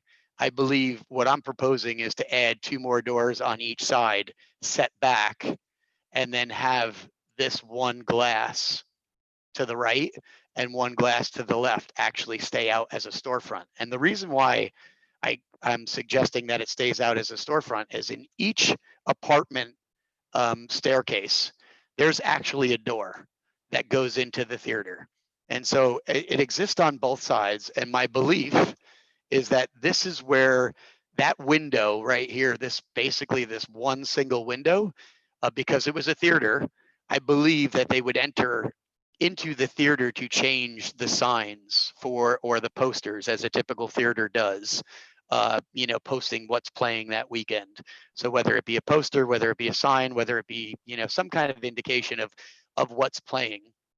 And so I believe that by keeping the box, I'll call them the little storefronts on each side, these are about 3 feet on each side, will maintain or you know, revert back to what their uses were at that point in time, where you can have some kind of storefront advertising what is going on. Meanwhile, the actual doors would set back. And so alternatively, if the requirement isn't necessarily to keep the existing door that's there, as I mentioned, I believe that was put in probably in the 50s when it became a retail space, would be to actually make these doors bigger rather than have, you know, 2 4-foot doors sitting, you know, beside this 34-inch door, actually doing 2 6-foot French doors and going 96 inches in height. Do you have like a picture of what you're proposing? No, just what I've sketched out. Sketched in terms of the verbal description, there? Are you not seeing this? No. Well, we see a photograph of what exists. Oh, okay. Hold on. Let me see. At the existing facade. Oh, I'm sorry. I thought I was sitting here going from photo to photo. I guess it's only sharing one photo at a time, which is odd. Let's see. How do let's see, share. You have to adjust your You have to adjust your size back down. You're in a large size of your original photo. Hold on. Let's see. But if okay, so this is, sorry, this, and maybe I have to share these. Oh, share the whole screen. I think that'll work. Let's see if that works. Sorry. I thought I was sharing the screen. I apologize. That's much better. Can you see this now? Yeah. Okay, so I apologize. So this was this is the rendition of the 34-inch door that is existing right here, and the air conditioner that's above it, which I believe would be some kind of transom, or the original door probably went all the way up. And then these are the 2 4-foot French doors on each side that would set back. And these 6x6 posts, as I mentioned before, the pocket, the evidences of the pocket in the foundation would be right where these 6x6 posts are on both sides, which is right under the corbels that sit above it. And so I believe that this here is the storefront that I was talking about on the right and on the left, which is about 32 to 36 inches on each side. And the apartment doors, as I mentioned, on the right and on the left, have doors that go into that storefront. So that was one rendition of that. And if we didn't need to keep that 34-inch door, if there was no need to keep that, then I had just sketched out something quick where these would be a 6-foot door going up 96 inches. So I can go to, here's the evidence of the pocket. Are you guys seeing this? Yes. Okay, so that's one pocket on one side. This is one pocket on the other. As I mentioned, it's directly below the corbel. This is evidence of in the apartment stairwells. Here's the door that I believe would go into that little storefront where they'd be able to change the posters or the signs for what movie was playing. That's on the 2nd floor apartment. This is on the 3rd floor apartment. So it exists on both sides. And then here's a picture of the original Star Theater, which you can see has multiple French doors. And in this case, it has it on each side with the storefront being in the middle, but just to, you know, provide some level of historical relevance to the French door. Cool. And you don't have any photograph of the original facade of this building? Chip, they've been searching for years. Carol from Gossips has been searching. I've worked with the library. I've gone to various historical places. I've gone to New York City. There is only one article that even references the details prior to it opening in 1921. Mm-hmm. So I've looked high and low, and I just, at this point, couldn't wait any longer. And so now I stand before you. If you could go back to the previous sketch that you made with the 2 6-foot wide doors. Yep. I think that it isn't at all necessary to consider keeping the original door that, or not the original door, but the door that's there now with the air conditioner above it. Yep. Because I think that's probably a 1950s door that was put in when they put the angled agree shop glass, you know, going back to that door. So I think that this sketch that you're showing here, 6 feet with the 4 doors on, or 4 doors flanking that a center post probably. Yep. Is probably the most appropriate design. I think it is perfectly appropriate to have a post. You have a 4x4 post underneath the bracket of the balcony or the bay above. I think that's that is certainly the right thing to do. Yeah, and Chip, I think it's actually, as I went back in there and when I first drew this, I drew a 4x4. I actually believe the pocket in the foundation is bigger. You know, traditional lumber back then was real, right? So if it said 4x4, it was a full 4x4. Well, these are a little bit wider than 6 inches. So I actually believe that post is, you know, more of a 6x6. So that's what I would probably go with. Yeah, I would concur. I think the size of that post and the trim of that post really wants to be consistent with the bracket. It wants to be at least as wide as the bracket base. Yep. So that it looks like it's supporting it. If you could go back to the photograph of the existing condition. Let me just zoom out here. Yeah. Yeah. Yeah, so that bracket sits right underneath there, and it is closer to 6 inches because I had to replicate these corbels on this side. Yes. And I had to use a 6x6 Douglas fir. Right. So you see the bracket on the left-hand side that's supported by the corner board of the storefront. That width might be 8 or 10 inches now. Correct. It's actually probably bigger. Yeah, or bigger. I don't think it's necessary for the column supporting the interior brackets to be that big, but they should certainly look like they're supporting that bracket. Yep, I agree. And be wider than that bracket. So that column might be appropriately 6 or 8 inches. Yep. Yeah, and I actually intended to go back and take a picture of the pocket with the pocket actually in the foundation with a tape measure, but yeah, there's too much stuff actually in that window at the moment.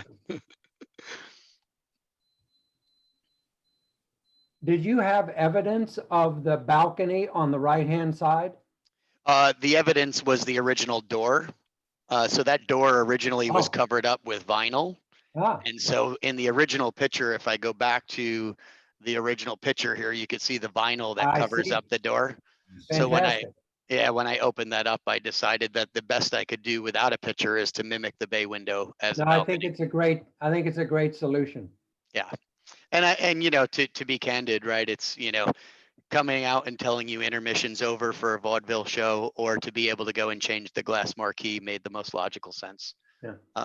Hence the same reason with the storefront windows and having those two, I'll call them secret doors, if you will, in each of the apartment stairwells as evidence that that was the way to get in the storefront.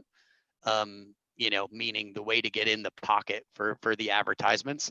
I obviously will keep that open to the retail space, but it was, kind of help supporting the storefront the way it is and being a little bit smaller with more doors set back.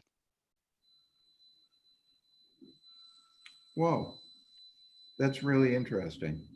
All the thought that went into that. Quite cool. Anyway. Commissioners,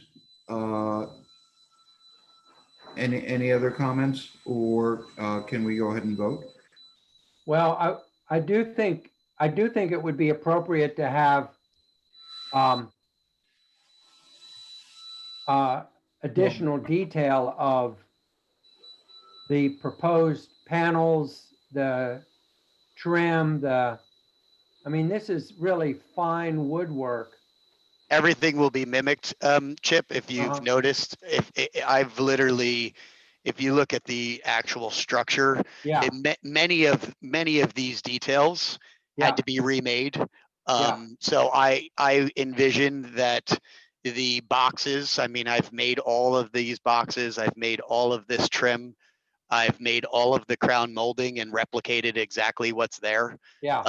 So, wherever it wasn't able to be restored, right, it was, replicated. Your intention is to bring the restored woodwork that you've done on the second and third floor, that quality, you're going to bring it down to the sidewalk. Absolutely. I actually have all the crown molding made that was exactly the same molding that was milled for the upper facades and around the windows. Yep. Fantastic.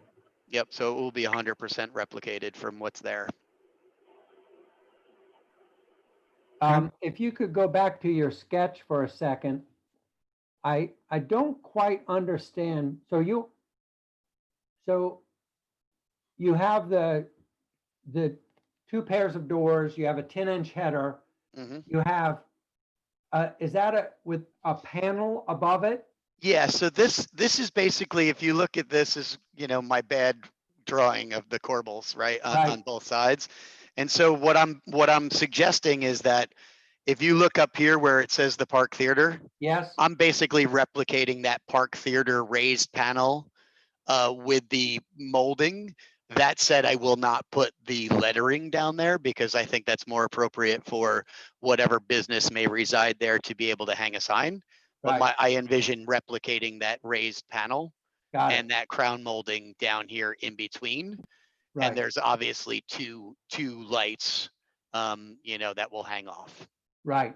And the ceiling that would be under that first line of crown molding, or the bottom of your restored facade that you have right now, there'll be a ceiling there that will go back to the doors, correct? Correct. So all of the underneath right now, that whole that whole underneath is all beadboard, right? So all the way up on the top underneath the Park Theater, that soffit area was all beadboard, and the beadboard exists currently underneath the second floor apartment on this side. So that beadboard all exists. I've actually replicated all the beadboard to go all the way over and underneath this balcony.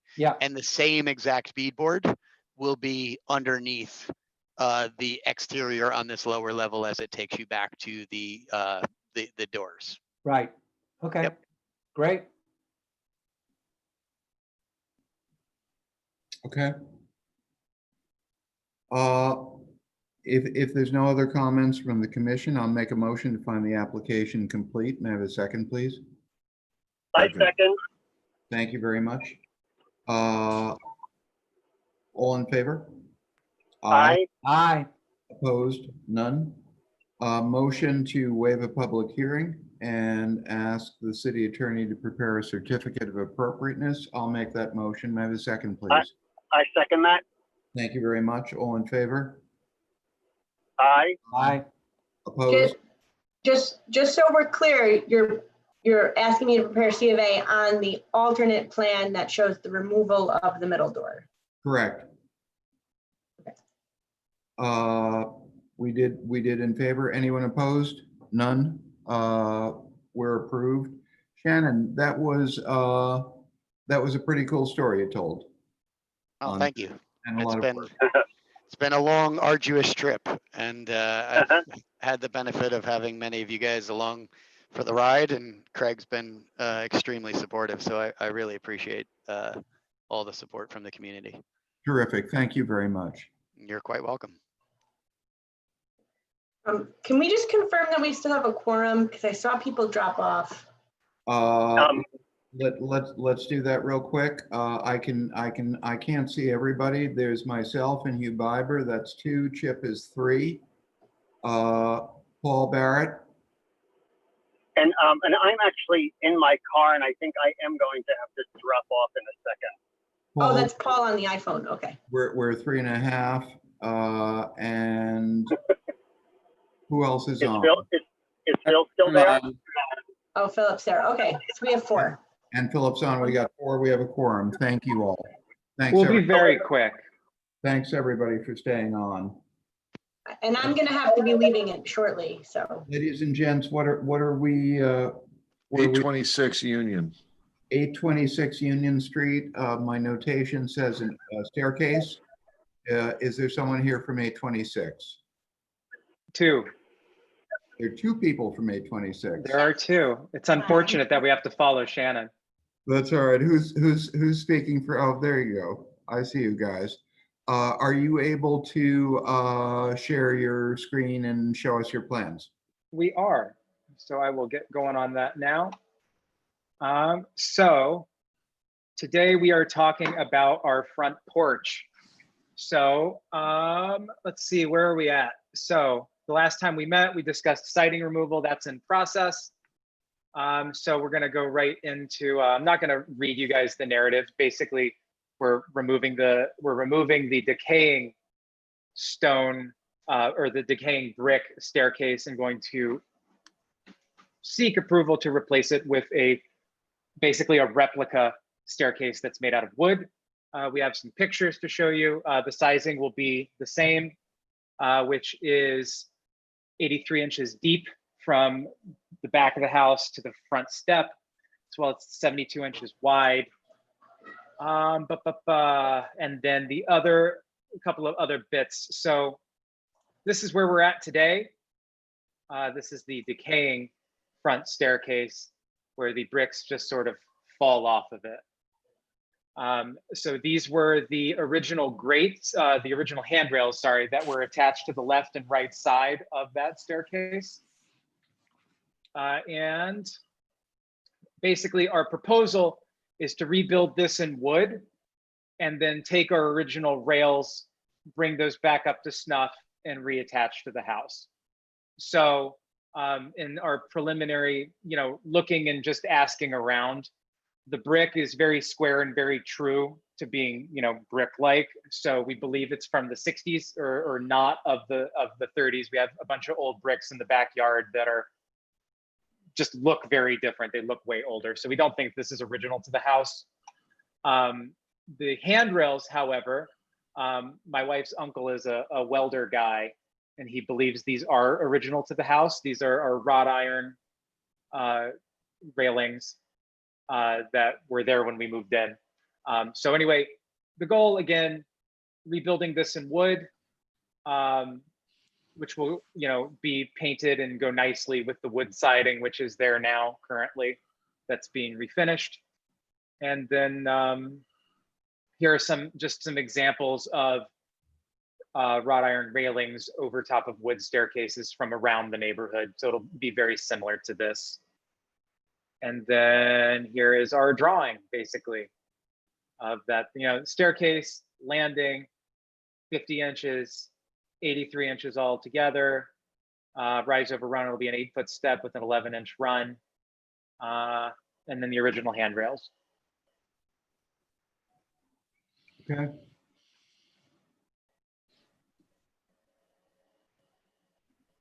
Folks, this seems pretty straight up, but I defer to you guys. Comments, thoughts, questions? Seems straight up to me. Okay, I think so. Motion to move forward. Second. Done, I'll second that. And a motion to waive public hearing, ask the city attorney to prepare a certificate of appropriateness. I'll make that motion. Second, please. Second. Done. All in favor? Aye. Aye. Opposed? None. Thank you. Congratulations. Awesome. Thank you so much. Thank you. 735 Columbia Street. Hi. A sign and some additional work. Who's here from 735? Hi, this is Christina Ducharme. I'm here to represent the project. Hi, Christina. How are you Hi. doing? Thank you all for hanging in there. And for you too. It's been a long meeting. Thanks so much for being here. So are you able to share your screen, Christina? Yes, I will do that right now.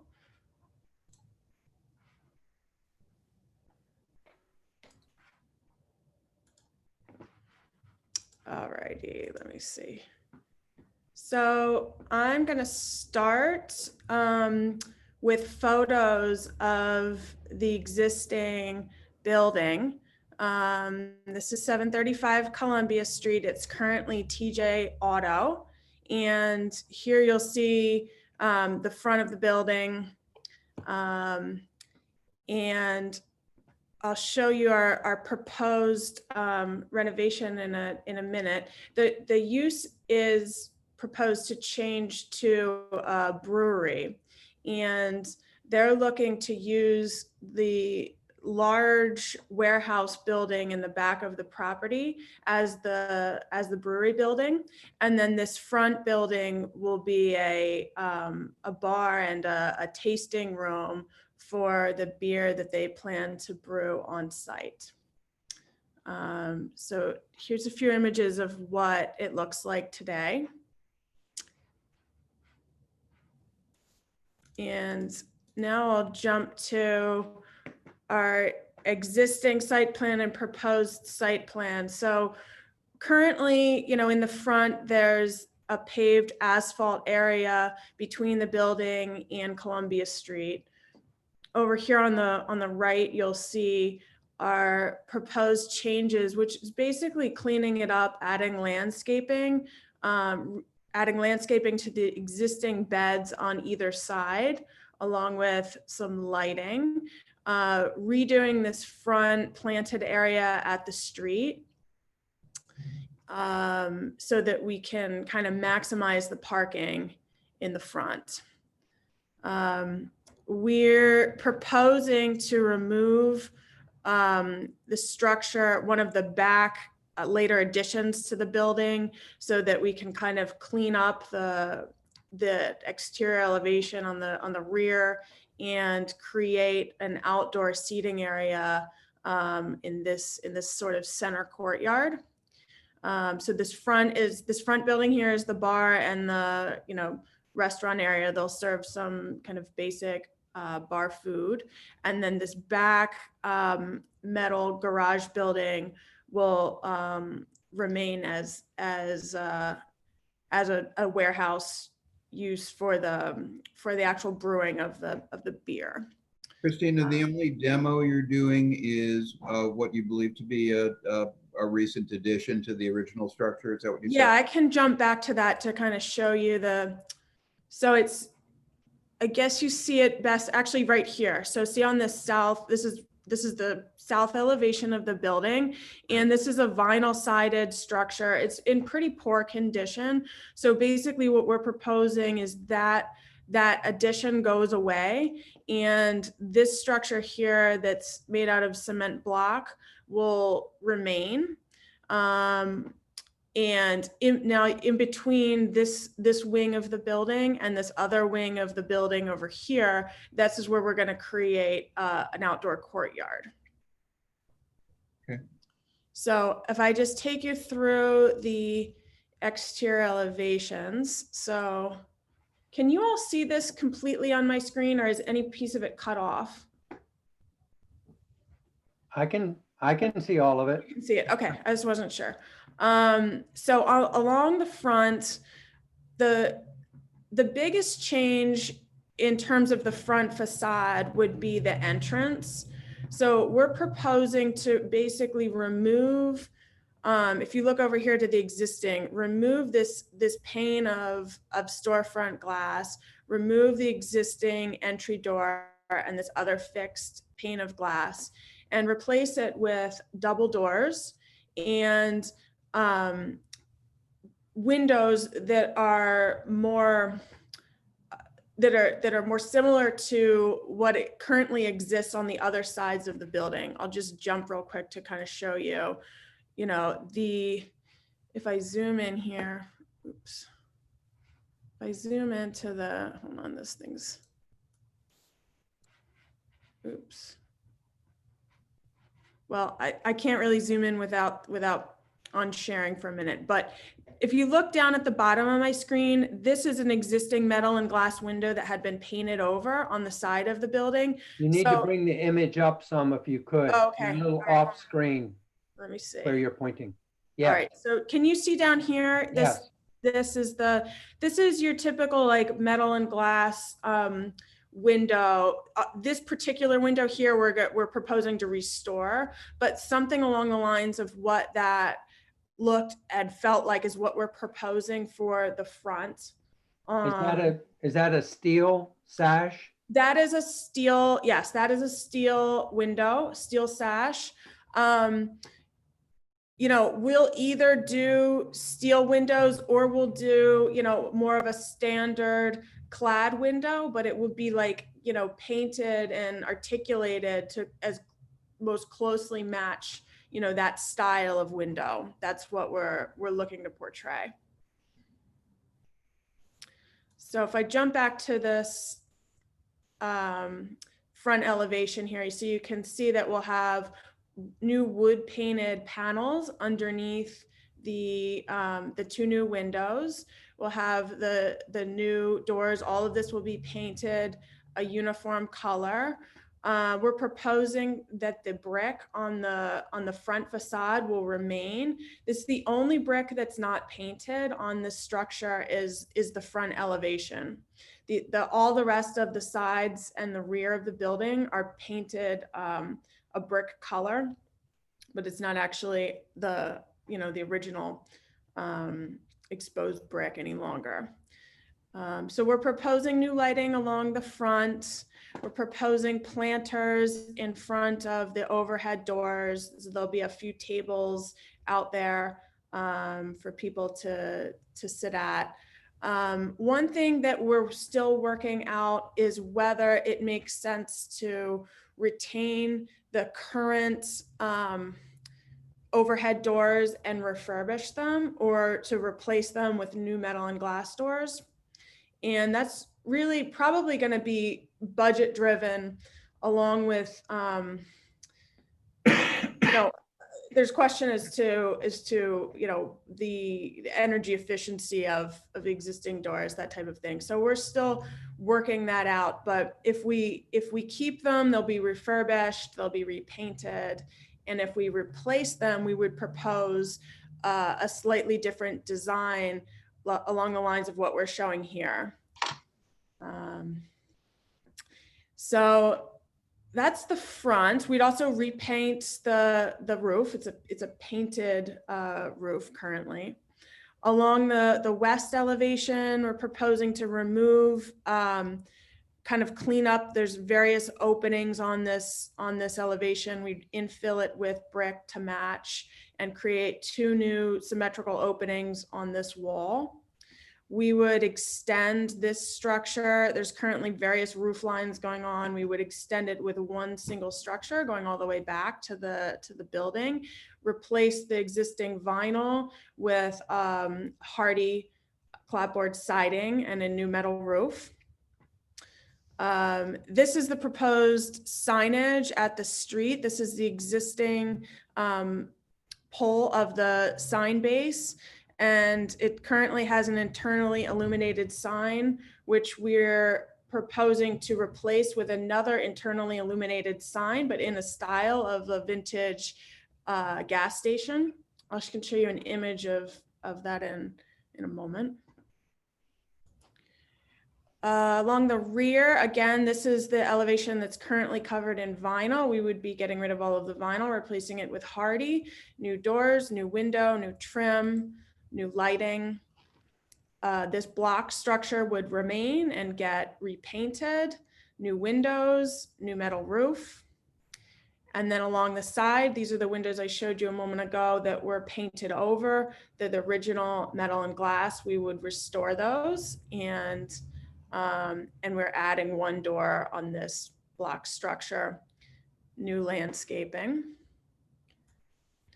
So I will now just jump to a couple of photos just to give you some other context. So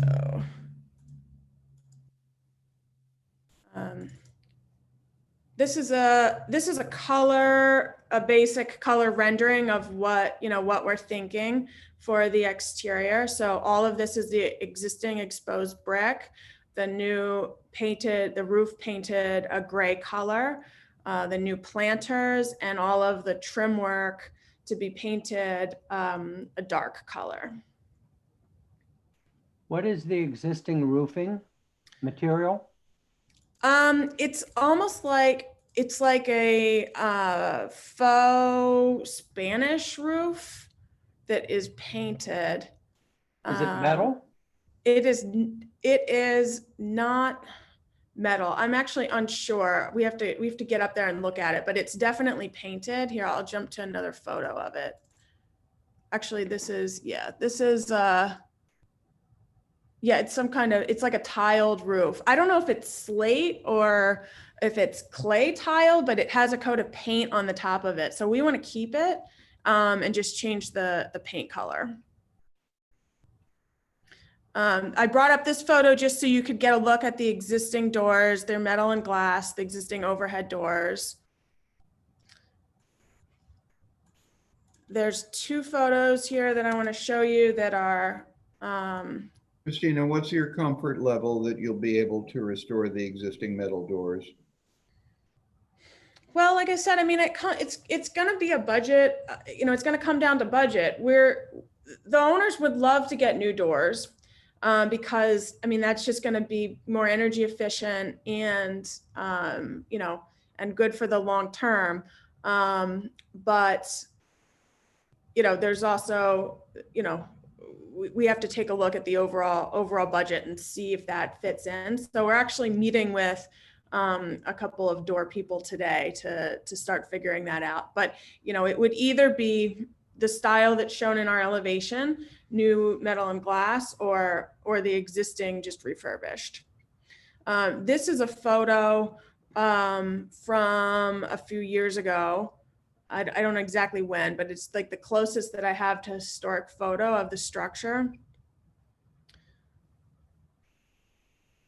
And one other photo that I wanted to show you, which is just, not our gas station, but another similar structure that has a similar sign to what we're proposing and, similar overall architecture. Yeah, very cool.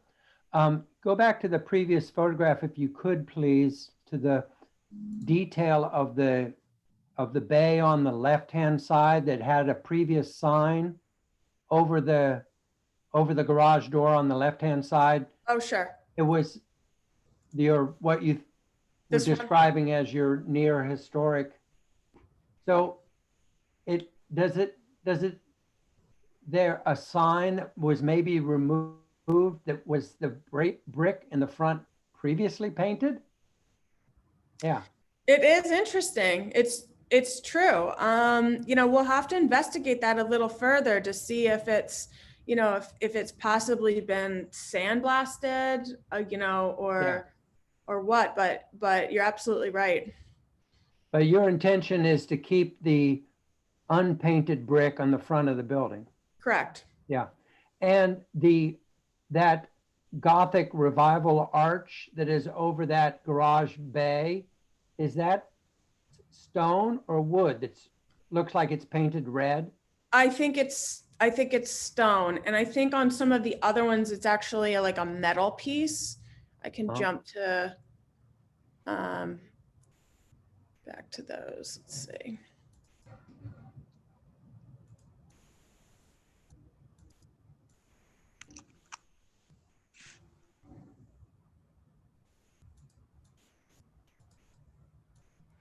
So you can see that Gothic arch is still there. Yeah. And you can see the kind of like Tudor style Yeah. moldings that are there. They're a little hard to see, but Yeah, it almost looks like that brick is painted. yeah, it's just the front that's still unpainted, I believe. Yeah.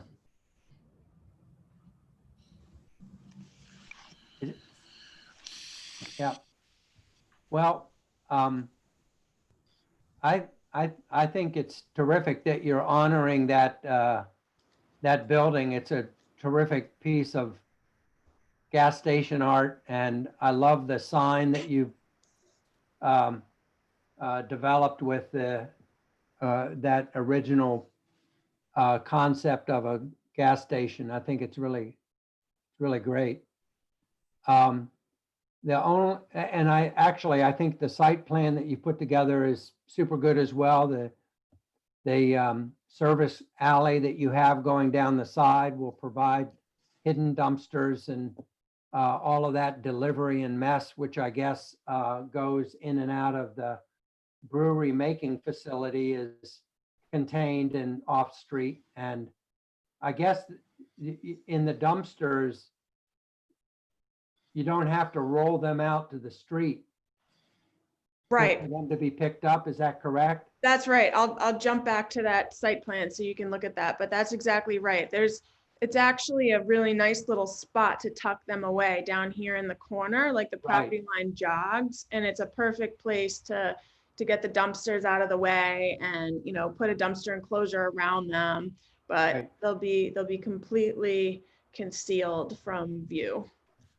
If you would, while we're on this site plan, show us again and maybe you could zoom in on the parking arrangement a little bit. Sure. It looks like you have 7 parking spaces out there. That's the correct. 7th parking space, then there is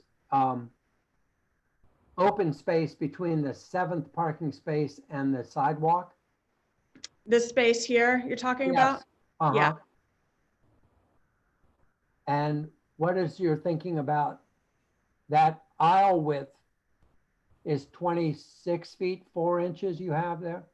Yeah, what we're not showing is it's actually 24 feet because the property tapers, we lose enough width at the front to continue the double stacked parking. So we would love to add 2 more spaces here, but there's just not enough width with, you know, what we're working with. Will you be redoing the sidewalk on the street?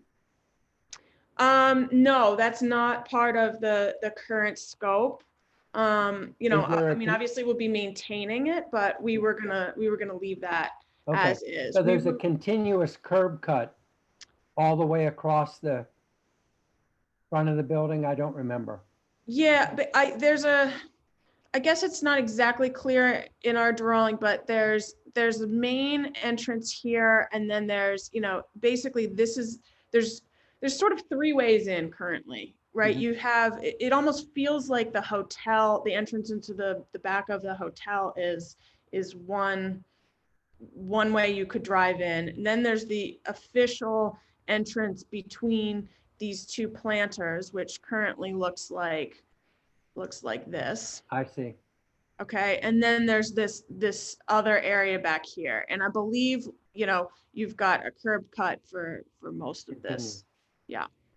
What is between parking spaces 1 through 4 on that property line that is now that curb cut that you were just pointing to that you describe as being really the hotel entrance, right? Yeah. So that will be well defined better as the hotel entrance.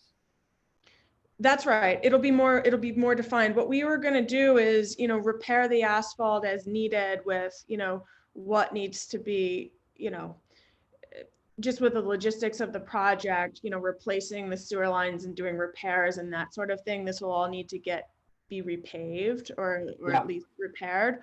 But we were going to propose just relining these spaces so that, you know, there's a clear delineation between the properties, but we weren't actually going to put a curb there, you know, just to sort of keep it similar to the way it is now. But Yeah. there's definitely going to be a, you know, marked parking spaces, and the end of those spaces will be marked.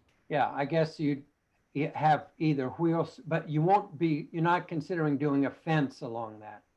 No, we were just going to leave it open. Yeah. Yep. It'd be nice to be able to connect up the planter that is in front of the ADA space to the planter where the sign is. Totally agree. It's just that if you can see with this dark line here is the property line. Yeah. So the planter, which feels like it belongs to the gas station, is actually more than half on the hotel's property. So in Right. order to extend that planter, we would lose parking, and you know, and it's already so tight that Yeah. that it just barely works. So, but I agree with you. It would be nice, you know, to maybe in the future, you know, and if the hotel has an application, they could work with us and connect that, make it Understood. beautified. On your elevation of the new entrance that you're proposing, the double doors with Yep. the steel windows, you were just there. That's it. Yeah, thank you. And if you just back out a little bit so we could see the left-hand side of that's, yeah. That element on the left that we were looking at before with the Gothic arch is really the most handsome part of the facade of the building, right? It's got the Tudor gable end, it's got the arch over the opening, and that on the left-hand side, I think that it's not clear in this drawing because I don't think the arch is maybe actually drawn on this drawing, but I think it would be, you should give some consideration to the doors there or the replacement doors in that bay so that they begin to speak to that arched opening. Mm-hmm. You know, because it's really a handsome part of the building. And Yeah. anything that you could do on the right-hand side at the entrance, the proportion of those new steel windows is not as great as other parts of the building. And I think the entrance, the pedestrian entrance that you've made there with the double doors, it's just not as strong architecturally as what you've done with the rest of the building. I realize that at some point, I guess you'll be coming back with more details about the doors and lights and all that kind of stuff.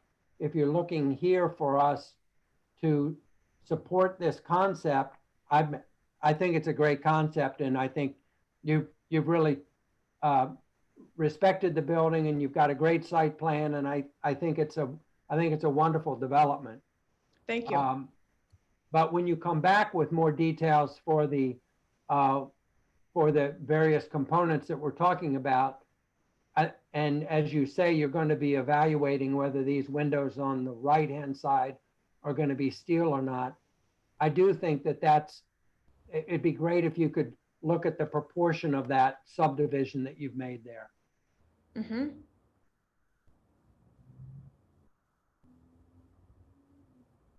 Those are my comments. Okay. Thank you. Christina, what are you looking for from the commission today? Because there are still some decisions in terms of materials, et cetera. Do you Well, please signal that we support conceptually going forward? What are you seeking? that would be great. So currently we have an application with the planning board that is in progress, and the you know, the applicant, my client, is, you know, part of their contract to purchase the building is contingent upon that planning approval, and possibly HPC as well. I'm not entirely certain, but you know, we will continue to develop these details, and you know, you know, we'll be working on budgets, which is, you know, going to drive a lot of what the choices are here. So it would be great just to understand that you all support the concept, support, you know, the new use and the general transformation that we've presented, and to understand particularly what you're interested in looking at, so that we can prepare for, you know, for the next time that we present what elements are important to you. And clearly details on lighting. I actually have some today I can show you, but you know, I know it's been a long meeting, and if we have to come back for other things, I'm happy to show that all, you know, all at once. So just to be certain we're in sync, and we have done this for other projects before, we would draft a letter of support. It can't be super specific, but I think we can draft something that would be more than sufficient. And we can share that with the chairman, is actually the entire planning board. Is that where we're heading? And is that what you're looking for? That would be fantastic. And just remind me with the process, generally, who gives the approval first? Is the planning contingent on HPC or vice versa? It most typically it's planning, because if it's a big set of decisions, it can have a fairly profound impact on the shape and the scope of, or even the practicality of doing the work. So more often than not, planning is the lead agency. Okay. Because at the end of the day, we tend to be focused on permanent external structure and the details therein, and the degree to which it is appropriate to the original building, to the neighborhood, and so on. So it's more logically a follow-on after planning review. But I think that it's a positive thing to come to us. It helps us a lot to think about what you're doing for when we get to the next phase. And I think it helps planning a lot to know that you've gone to the trouble and sincerely interested in preserving or as Chip said, honoring what's been there before. So it's all good. But I think planning would take the lead. Okay. All right. That's great to know. So then would it make sense for us to come back to you guys once we've obtained that planning approval, and then just, you know, just have a continued discussion on the details of the lighting and the door details and window details and so forth? Absolutely. Okay. Okay. So what I'm going to suggest then, and as I said, we've done this on other projects. I think it's great you came to us, and that we'll get another look at a detailed letter after planning. I'm going to propose a motion that we draft a letter of support. I'll sort out the specifics with the city attorney, but I think that'll be helpful, and we'll take responsibility for getting that to the, what's your timing? When do you expect to see planning? Well, we've already met with them earlier this week. So we were approved for public hearing in September. In September? Okay, we'll make the timing work then. I'm going to make a motion then that we do prepare that letter of support. May I have a second, please? I'll second it. Thank you very much. All in favor? Aye. Done. And we'll proceed exactly as we discussed. But thank you for coming to us with this. Thank you very much. Done? Thank you. Ladies and gentlemen, I think that's most of what we needed to cover, unless anyone has some new. Yeah, Phil, this is Craig. Yes. 19 South 6th Street, were they here or? Not that I'm aware of, no. All right, and I think we have some logistical issues, and I'm probably going to have to say on my end of this. There was 3 applications that were sent back in July that were supposed to be on the July agenda, but that we didn't get them in time. And for whatever reason, I don't know if I got them over to you. I know 544 Warren Street was a revisit to do with windows. That was approved, I think, back in June. Right. And then there was 2 other applications and they're all 3 are from the same applicant of Gothic Engineering. Okay. I don't know. I sent it to you this morning after the Gothic notified me.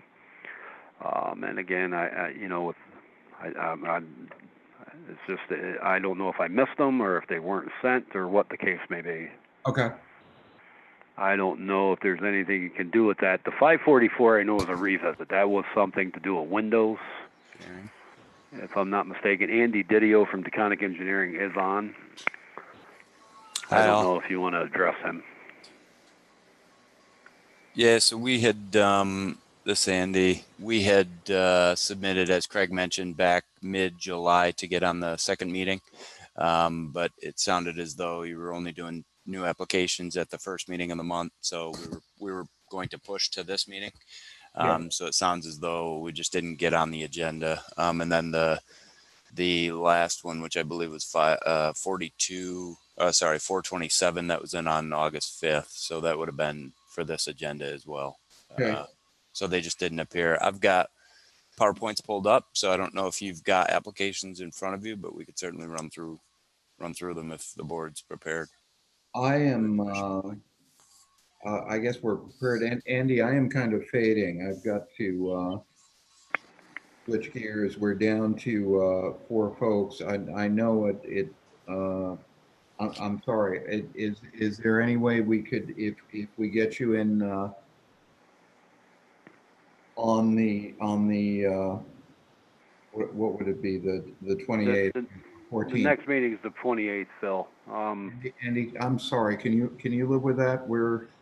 It's going to be a tough sell because we're a month from when 2 of them should be should be on, and then I mean if the commission can swing it, we'd love to go next Friday. I mean, it buys us a week. At least we can.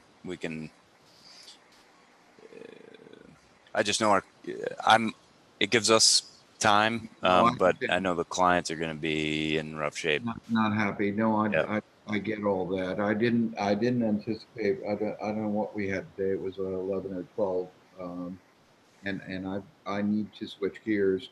Let me ask my colleagues who are here. Chip, Hugh, Paul's not here. Philip, I guess. What do you guys think? Can you? I don't think I can do more. Do we even have a quorum? I think we do. There are 4 of us right now. 2 of these are fairly straightforward from my estimation. One a little less so, but again, I don't want to. It's up to you guys. I'm available. So if you want to do it, I can do it. Would you like? How are you doing, Chip? How are you doing, Philip? I mean, it just doesn't seem fair to keep them waiting. Yeah, I mean, I'm these good to guys, go. yeah, I agree with Philip.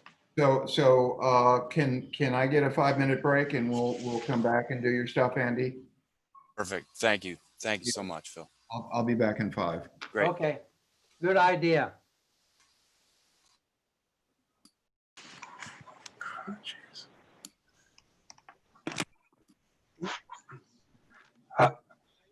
Hi, everyone. I just joined late. I think I had the wrong link there. I don't know. Craig, do you think do we have time to cover the case that I sent in? I don't know. They had called on you twice and you weren't on, and they're right now so far behind. They got 3 applications yet to do. I don't know what he's going to do with that. Okay, yeah, I tried to join that earlier. I don't know what happened. And then I finally got the link to work. But again, I'll wait and see if we can go through it. Right now, they're taking probably a 5-minute break. If they don't get to it today, it would be at the next meeting, I would assume. Okay. It's been a lengthy meeting, and then there was 3 applications that were held over from last month that was overlooked, and right now they're so far behind. It's just a busy week. Yeah. Okay. Well, And I don't know if he's going to move forward with yours or wait until the next meeting, which would be the 28th in 2 weeks. okay. I'll wait here and see what we can do. I'll be free for the rest of the afternoon. So I mean, but I get it. I know it sounds like he hasn't been on for a while. They started 3 hours ago. Wow. Yeah. Yeah. All right. See what he says. Okay. Thanks so much.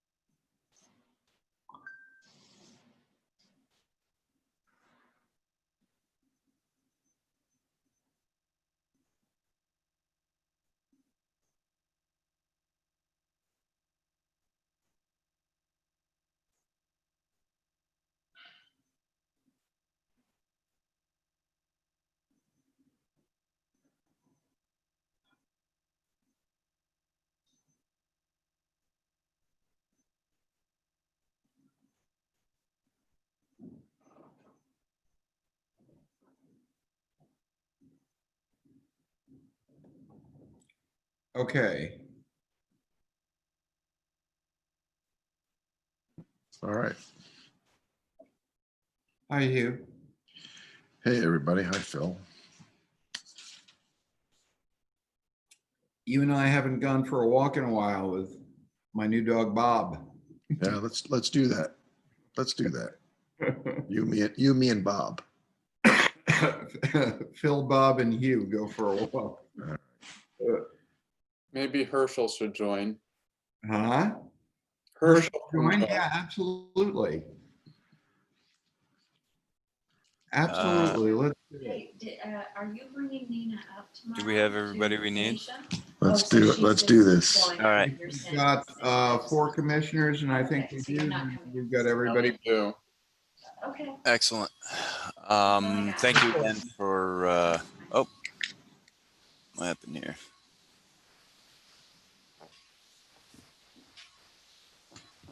Am I sharing all of a sudden? Not yet. No. Okay. Something just popped up weird. Here, I'll share my screen.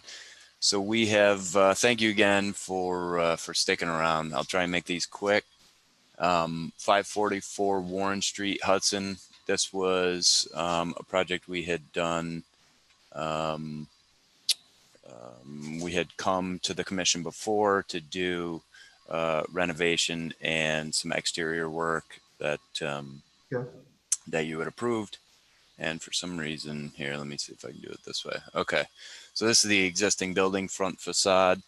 If you recall, it's going to be kind of cafe in the front and also chocolate production in the basement space. And so some exterior rehab is proposed. So this is just the existing front facade. You had we talked about the front, the alleyway, and I just wanted to give a shot of the front to show the window, the arch window over the existing doorway. To give some context, there's a shot from the interior, what that window mullion arrangement looks like. So originally we had talked about, and I think the commission had approved the windows down the alley. They're bricked in now and they're proposed to be replaced. So we wanted to come back and present the specifications. They're intended to be Marvin windows, Marvin Ultimate windows with stone white painted exterior finish. So it's these windows down the aisle that are down the alley, if you will. So our proposed ADA entrance will be down the alley here. And so these would be the windows. Hang on one sec. So here's the kind of specifications to each one of those. So that's that. I do also have kind of the Marvin. Let me see if I can pull them up. The Marvin specifications for each, and they'll be again painted white wood on the exterior. So right now these specs show aluminum cladding, but we understand that the commission would want to see only wood. They've got wood interior per this spec, but they're aluminum clad white on the exterior painted. But the actual specification would, and I would imagine a condition would be that the exterior mullions would be wood painted. If that's agreed, yes. Yes. Yeah.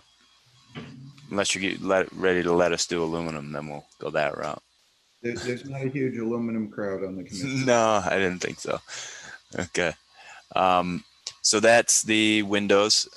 In addition to, I think the last time we had talked about, and Chip, I think you brought it up, we had some columns that, here are the bricked in windows. You see the sill location. So those are the bricked in windows. We had some kind of faux looking columns that were going to cover these structural plates.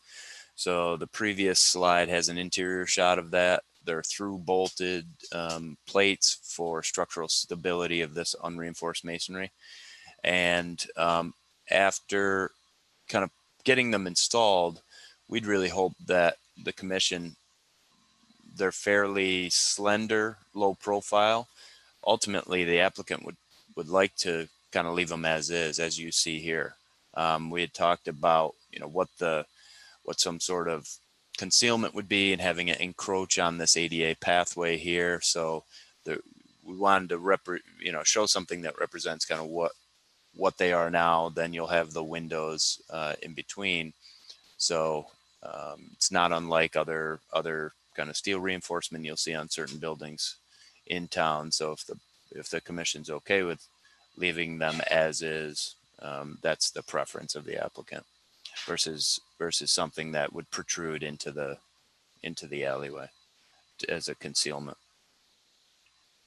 There's another angle from back where this existing bump out is, standing back looking toward Warren Street. So you can see they're pretty slender, low profile against the side of the building, and really kind of tough to see from anywhere until you're in the alleyway.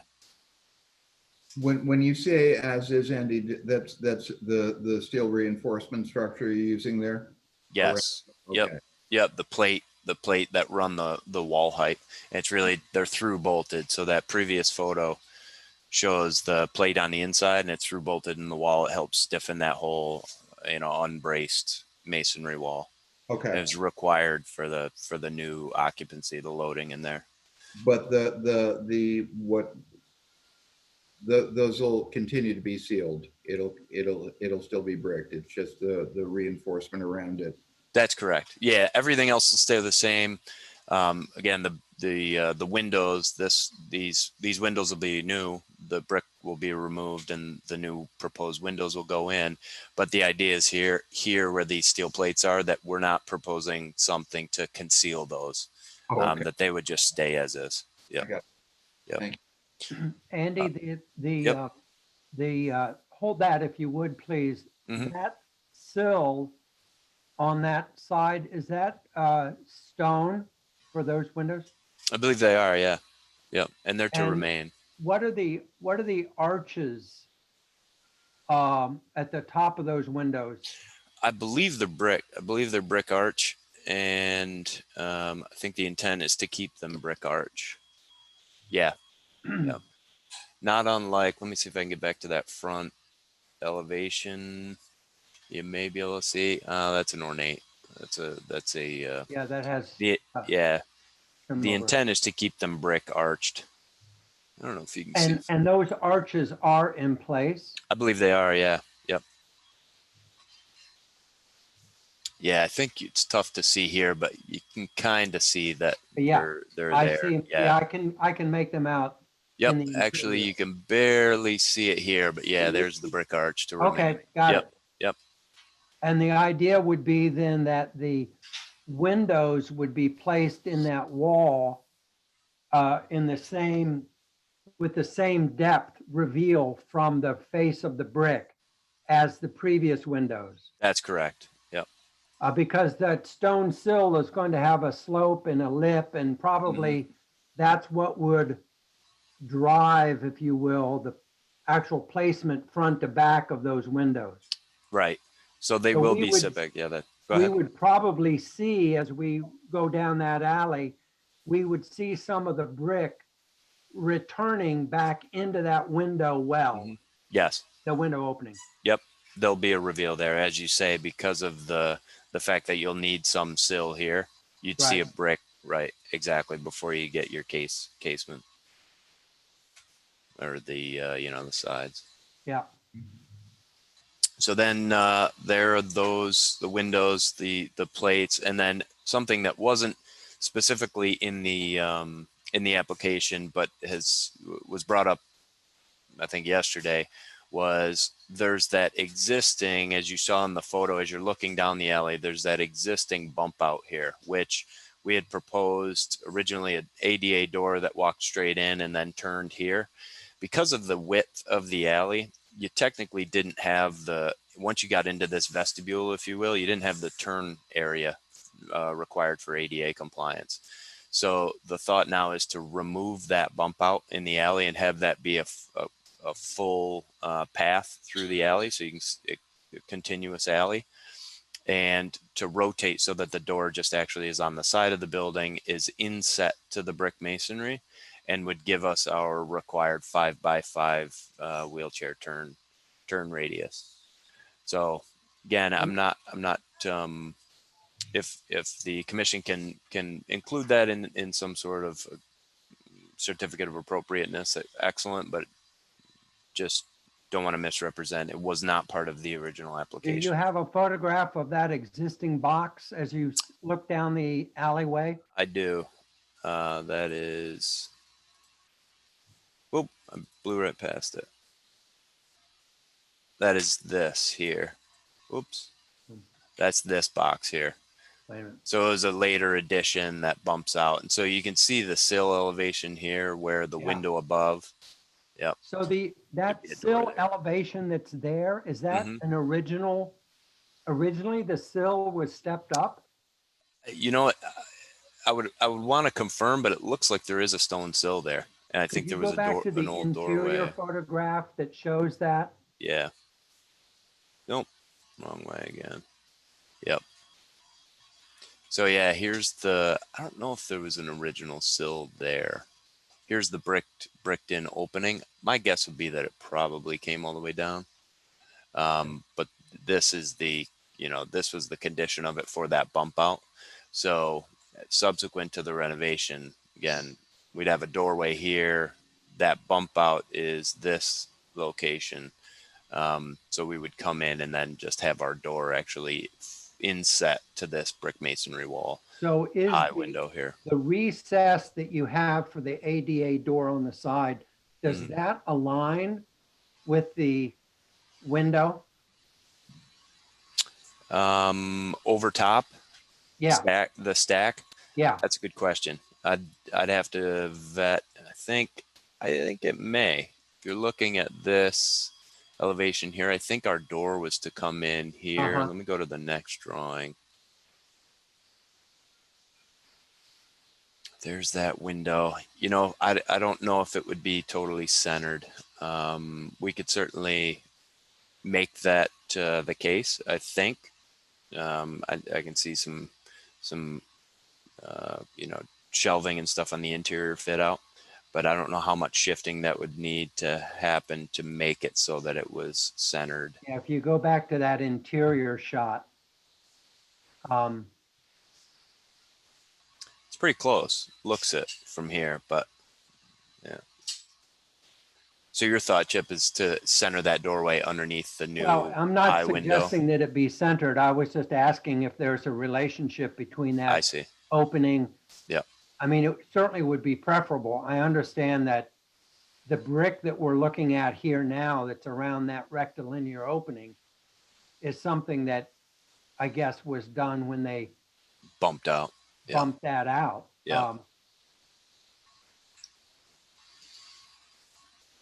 Yep, this here. Yeah.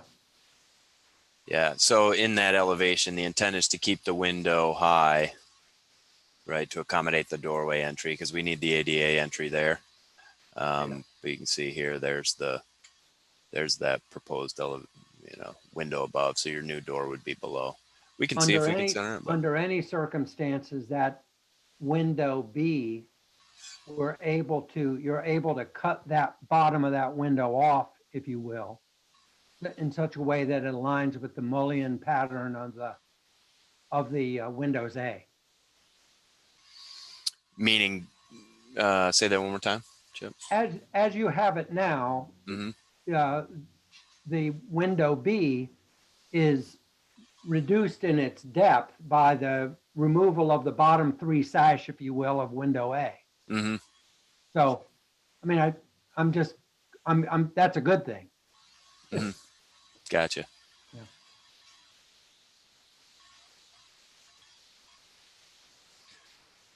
So there was that, and then finally, the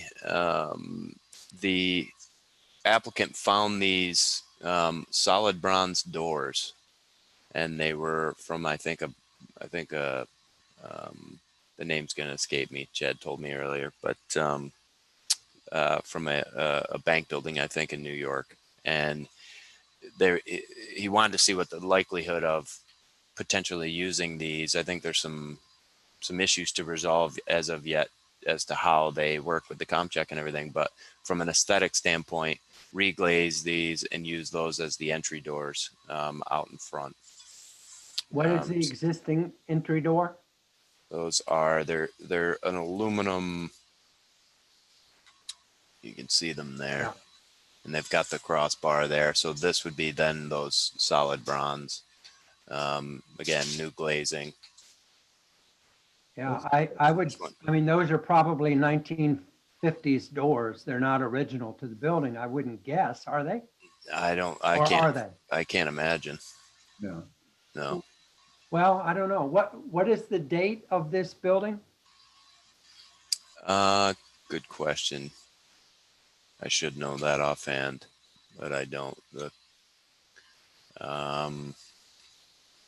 I'd have to pull the card, but it's certainly not 1950. Yeah, Paul Barrett, are you looking at these aluminum doors? Do they look, you have any understanding about? They certainly don't look original to me.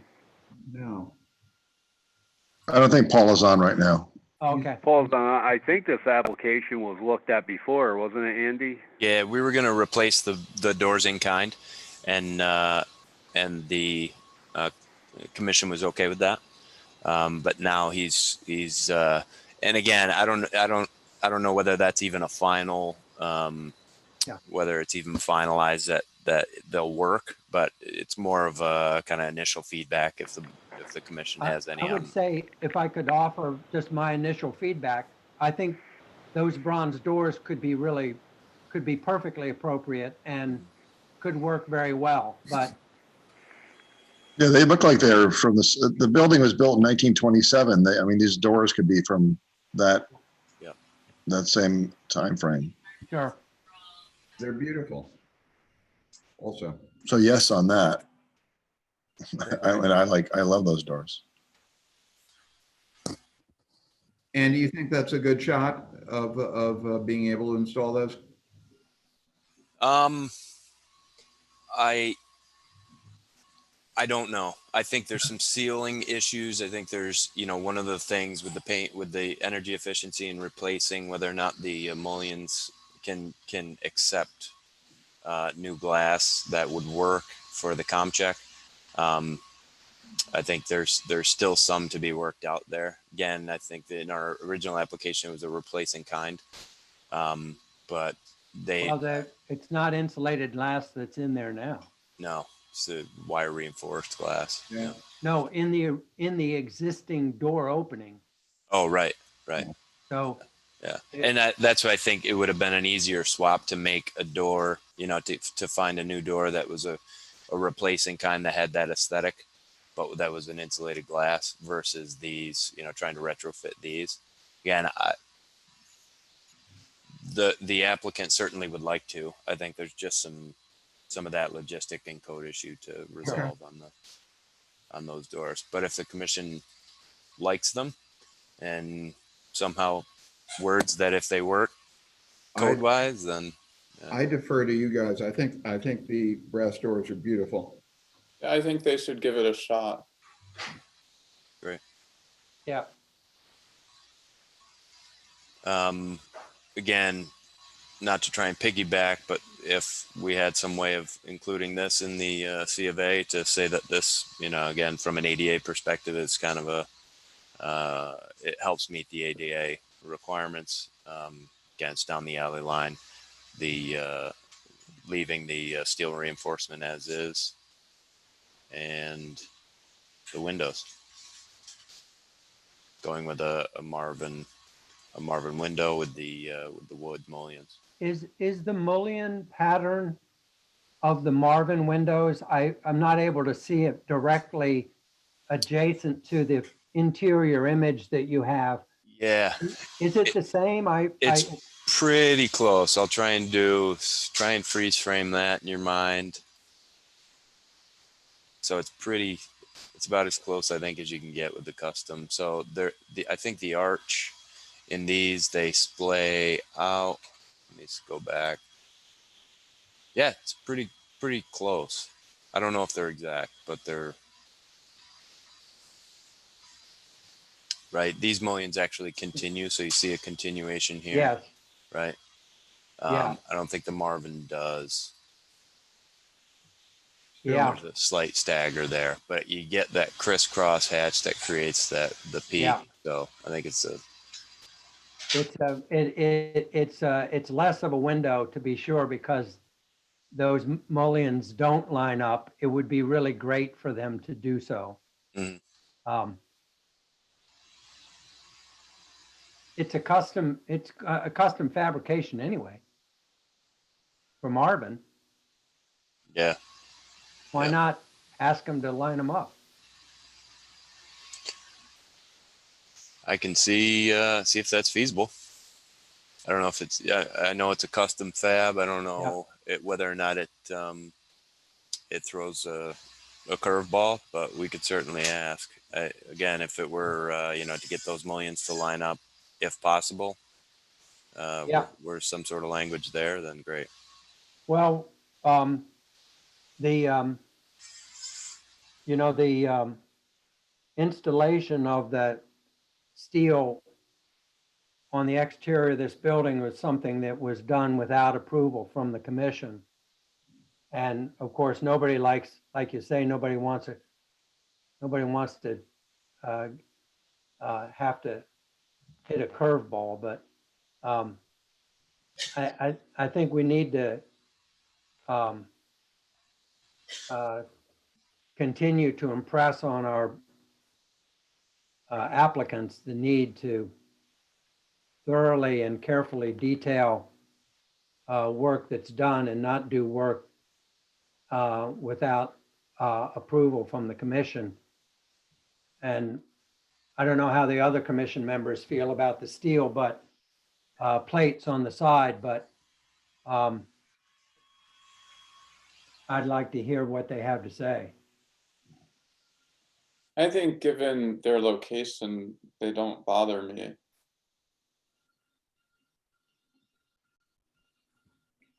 Nor me. They are what they are, but it at least it's authentic steel plates.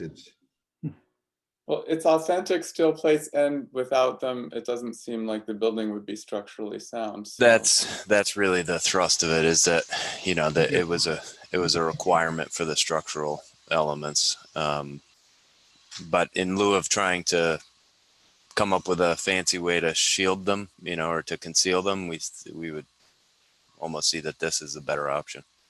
I don't find them ugly. They are what they are. It's pretty. It's preserving the structure while still being able to get windows back in. So, not a problem. Great. I also think that removal of that box greatly improves the whole experience of the ADA entrance. What do we actually see beyond that then? Isn't there a stair in the previous application? There is, yeah. So there's a where am I going? Nope. So yeah, there's this. Yep. There's a stair, the fire egress stair, which was approved in the previous application. Yeah. All right. We also had some discussion previously about the pointing of the masonry, the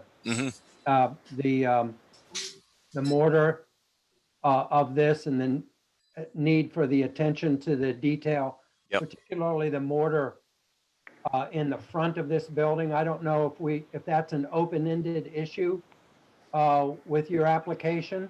No, I think that at the last C of A, it was a condition that any mortar repoint, because there were call outs for repoint and clean up brick as necessary. So we had two conditions in there that forget the exact verbiage but it was like no abrasives to be used on the brick, so that we didn't take the patina off, and the other was to match the mortar in composition and color. Okay. So, okay, good. Thank you. That was in that original C of A. Yep. Great. So it sounds as though we're in good shape on all four kind of ticket items for this one. Is that Andy, about real right? quick, this is Craig. Can you Yep. go back to the picture with the doors, the live picture? This really has nothing to do with historic, but The quick brass? question. The bronze doors? Keep going, keep going, keep going, keep going. Nope, the whole front facade. Oh, gotcha. I think that's slide. Bang. When was this picture taken? Do you know? I don't know. Probably in the last week or so? 2 weeks? I'd have to check. Must be, because I see the contractor's sign is in the window. Okay. Yep. Yeah. I'll call the owner. I would appreciate if they would remove the dead, burned up Christmas wreaths that somebody put in the outside of them windows. Say that again, Craig. Sorry, Samantha was. Say This has again. nothing to do with historic, but there's 2 big wreaths hanging from these windows Mm-hmm. that were probably done since this picture was taken, and they're hanging and they're dried out and they're a fire hazard. So Oh, gotcha. they're going to get removed today, or they're going to get a ticket. One or the Okay. other. Cool. Thanks. Yep.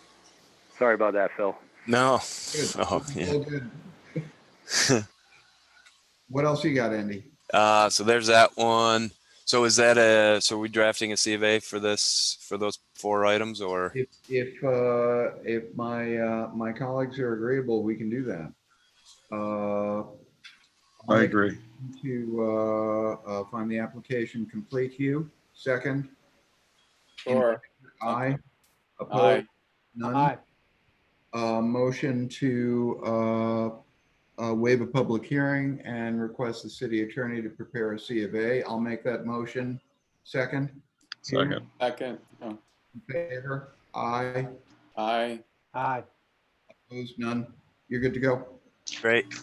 Next one is a very quick one. Hopefully I'll share my screen. 42 Front Street is a stoop replacement, essentially. So we have existing front elevation of 42 front. So you can see right here, there's kind of a very temporary wooden stoop, if you will. So the applicant would like to build a new kind of casement, if you will. Apologize for not knowing the architectural terms, but new kind of molding situation around the door, as well as a stoop that goes up. Repaint the brick almost a similar color, and then the kind of what you see as red burgundy color now would be repainted to white. So let's zoom in on the door. What's happening, because that's structural. The paint is not a problem. Yep. So right now there's the existing door entry, just a very kind of simple rectangular opening, and then you'll see what the temporary wood entrance. And it might be helpful to zip to the next. So the intent is to go to something more like this, that's got an architectural feel to the entryway. So here are the proposed front elevation. So here's the section view with the overhang, the stoop up, and here's kind of the porch entryway. Would be a wooden white painted porch entry with, you know, the little peaked molding with some with the bracket to match the frieze above that's in the upper soffit, the front soffit. Are you retaining the existing door and just doing the stoop and the trim, or is that Yes. a new? Yep. Retaining the existing door. Yep. So it's really just what do you call this, Chip? Help me out. That's the door surround. Door surround. Okay. Less complicated, less fancy than I thought. I thought it'd have to be a fancy name. Yeah, that's it. So the door surround, and then the wood built white painted porch entryway. Railing is also wood. Wood. Yep. Handrail, guardrail, wood painted white. Is there? I see. There is detail on that. Mm-hmm. Okay. That's it? That's it for this one. Gentlemen? Good. Andy, it's a good day. You got. I was gonna say, I'll go last at the end of a long meeting anytime. No, it does. It looks, it's a vast improvement. Yeah. It's like my puppy. When he gets tired, he's actually obedient. No, it does. It looks good in keeping, and I like it. Right. I'll make a motion to find the application complete on the door and stoop. I have a second. Second. All in favor?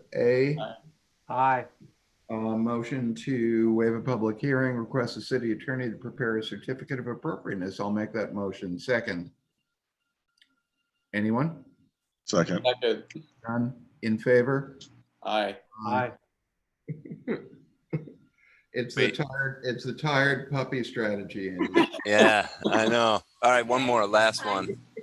I've been living with the starter kit We're usually fierce. 6 months, so. Last one. So 427 Warren Street, the old police station. So this is the current front facade to the police station, former police station. And the applicant would like to do a glazed kind of French door storefront opening with new brick. Andy, I'm not getting a shared screen yet. Oh, geez, I missed that step. There it goes. Okay, you there now? Oh boy. So, wrong plan.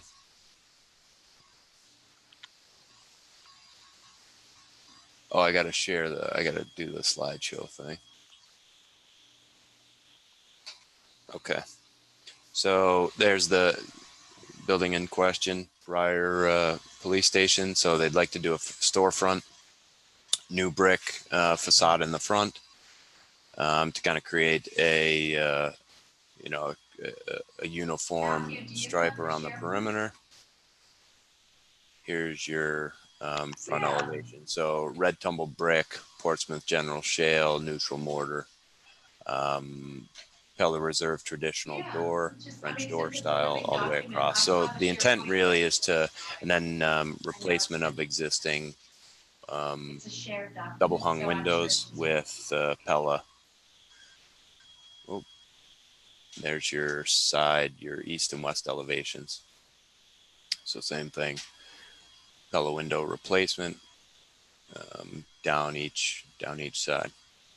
These would be new basement windows, kind of short basement windows. These would all be replacement, wood. What is this? What's the siding on the sides and the south elevation? I think it is just siding. Let's see if there's a call out. Oh. That's existing aluminum coated bituminous roof, but let's see if there's a remove existing abandoned alarm box. Let's see if maybe I can do a street view. And so you're proposing to put new brick over the old brick? Pull down and reconstruct. So reconstruct the brick facade. I don't think they would stack new in front of.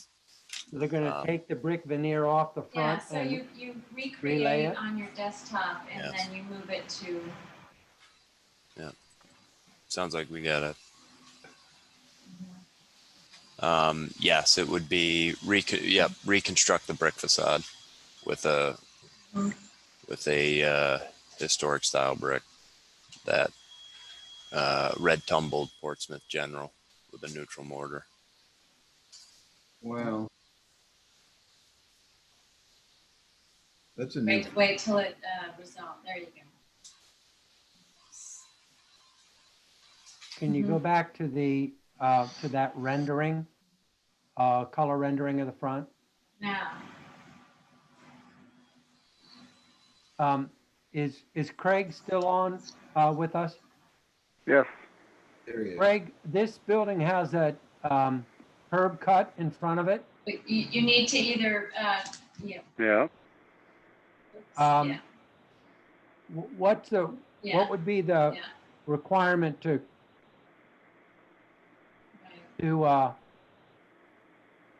make that so it's not a tripping hazard and Yes. bring it into compliance with? So for example, John, Well, and like somebody, when Cynthia and I I don't are know, working somebody's, on I can't something, even we hear. use a share. Who's Whoever's And it's giving live, so computer I can advice, update. please mute yourself. She's updating. Who's on the phone? So it's like working together.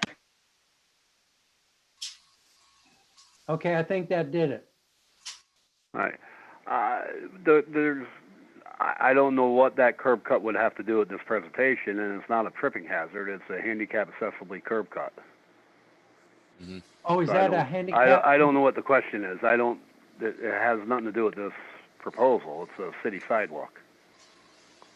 Well, I'm guessing that there's going to be some work done on the sidewalk by the applicant. And so my question is, if work is being done on the sidewalk, how would it be applied to the curb? And why is there? I can't answer that without a proposal of what is going to be done to the sidewalk. Okay. Yeah, there's no proposed work to the sidewalk at this time. It would just be the, Not on the table. yeah, just the brick facade. Well, let's go back to the existing photograph of the existing. Oops. Um, All right.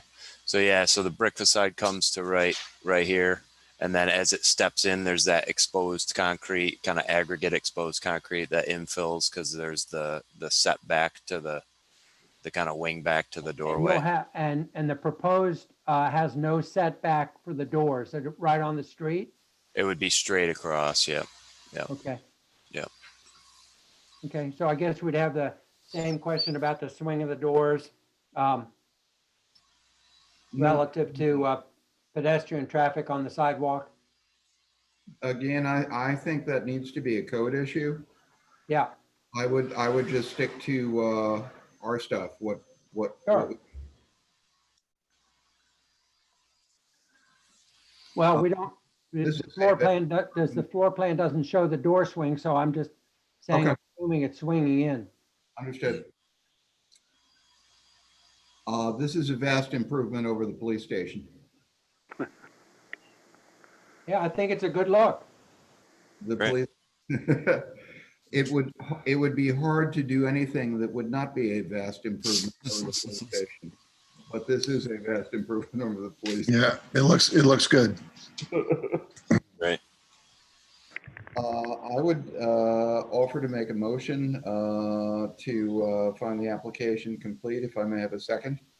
Second. Thank you very much. And a motion to waive a public hearing and request the city attorney to prepare a certificate of appropriateness.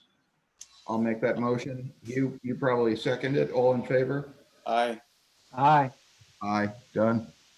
Excellent. Thank you all so much for hanging on. I appreciate Andy, it. thank you. I don't know why.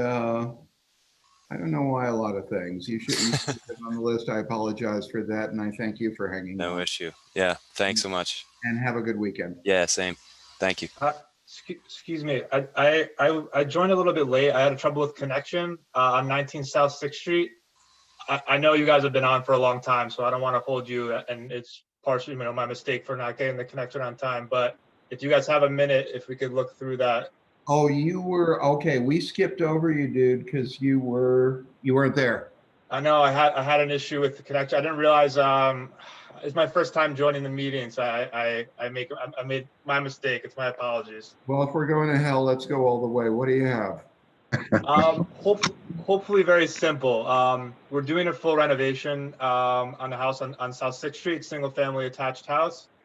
For this, we just wanted to replace the windows there. They're pretty old and damaged, and we wanted to get an energy efficient window there, as well as the brick chimney, which we're going to decommission, is in bad shape, and we want to remove that and cap it to remove the safety hazard of that. Andrew, do you have something you can share on the screen? Yes. Let me share that now.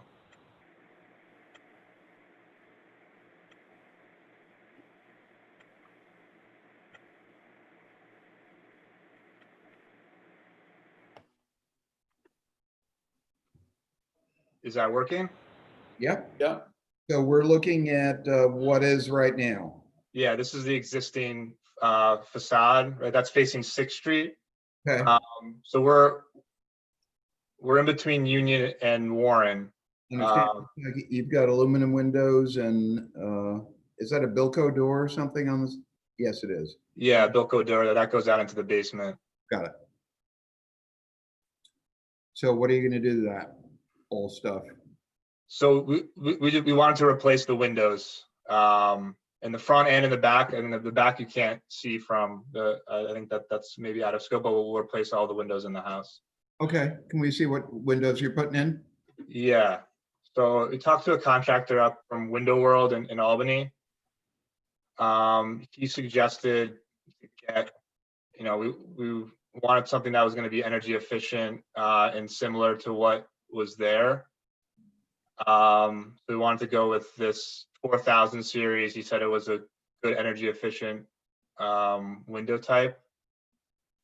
And this is the ratings that they had. So he was suggesting the Solar Zone Thermo D that had the U factor of this, like it was 0.27. What are these beasts made of? These are vinyl windows. Huh. I was hoping. Is there a solution with wood exterior? With a wood exterior? Yeah. We could explore it. My first I guess assumption was because there was something there, I wanted to look like those the white, keep it similar. But I can ask if there's a wood way to do it. Gentlemen, thoughts? I think we should encourage the use of a painted wood window rather than an aluminum or vinyl window. And these windows that are there now are not original to the building and don't have any real historic value. So I think that care should be taken to try to maintain as much original fabric on this building as possible. The window trim and size of the openings, attention wants to be given to that so that they're carefully consistent with the original building. We don't know what the date of this original building is. The building next door in this photograph has more elaborate windows and doors. The roof line is the same, but the windows and the cornice seem to be more elaborate. I wonder if at one time this house in the application here wasn't part of that same construction period as we see with the house on the right. There was also some reference made to the chimney, and I don't know what the scope of the work is for the chimney. But now that we're looking at this, maybe you could describe to us what you intend to do with the chimney. So I think the suggestion from our roofer was to take this down because reconstructing it would require us to, and like, I think it's pretty not useless, but to try to repair this is going to be a challenge given the condition. So the proposal is going to be to remove the chimney to the roof line and cap the roof because it's going to be a non-functioning chimney anyways. Commission, if you don't mind, this is Craig, real quick. Andy, that chimney appears, and correct me if I'm wrong, that it's possibly encroaching onto the neighboring roof as well. Slightly. It's mostly on our side, and they're okay, not using. They never use that chimney. Sorry. Okay, so let me interfere there real quick, just so you know. Since it's encroaching onto the neighboring property, that cannot be touched until we get approval from the owner to do anything with that. Because whatever you do to your roof, you're going to have to do it to their roof, since it's partially on their roof. Are you aware of that? I wasn't aware of that until I just seen this picture. Okay. Yeah, I spoke with the owner there. She said there's no problem. I mean, she would have, as long as we repair and make sure her roof is not going to be affected, then she wouldn't have a problem with that. I mean, if I need something in writing, I'm Okay. So Phil, then you guys are okay. I just won't allow anything to take place there as far as building permit purposes until I get that letter from the owner notarized, so I can put it on the file. That protects us as a city. Thank you. I stepped away for a second, Andy. So we're being asked basically just to review the windows, right? There's nothing else? The windows and if we can remove the damaged chimney that's there. Okay, and Craig said if you have permission from your adjacent owner that would be, that's okay with him. That's my understanding. So what I'm hearing though from my colleagues is that there's a pretty strong preference that it's not an issue of energy efficient, but at least that the exterior were those 2/2? I don't remember again what the windows you're proposing were. They were the double hung windows and the 2/2. You mean with the panes? Yes. Yeah. We have an option there. They can do just plain windows as they are now, or we could add grids. I think the grids are more expensive, but maybe it changes the look a little bit. Chip, what do you think? The building next door obviously appears to be 2/2. Yeah, I don't know whether this, I don't know the history of this building, and I don't know the history of the two adjacent buildings, but it looks like they certainly could have been built at about the same time and part of an assembly they certainly look like they were built simultaneously. Yes. I think that further research, we should have further research on this to know what the original windows were with this. We have evidence of what might be a very good restoration for the house that's on the right. If they are built, if they were built at the same time, I think that this house on the right, if it's consistent with the original construction, would be an excellent model for you to think about in terms of the restoration and the preservation of this building that you're working on.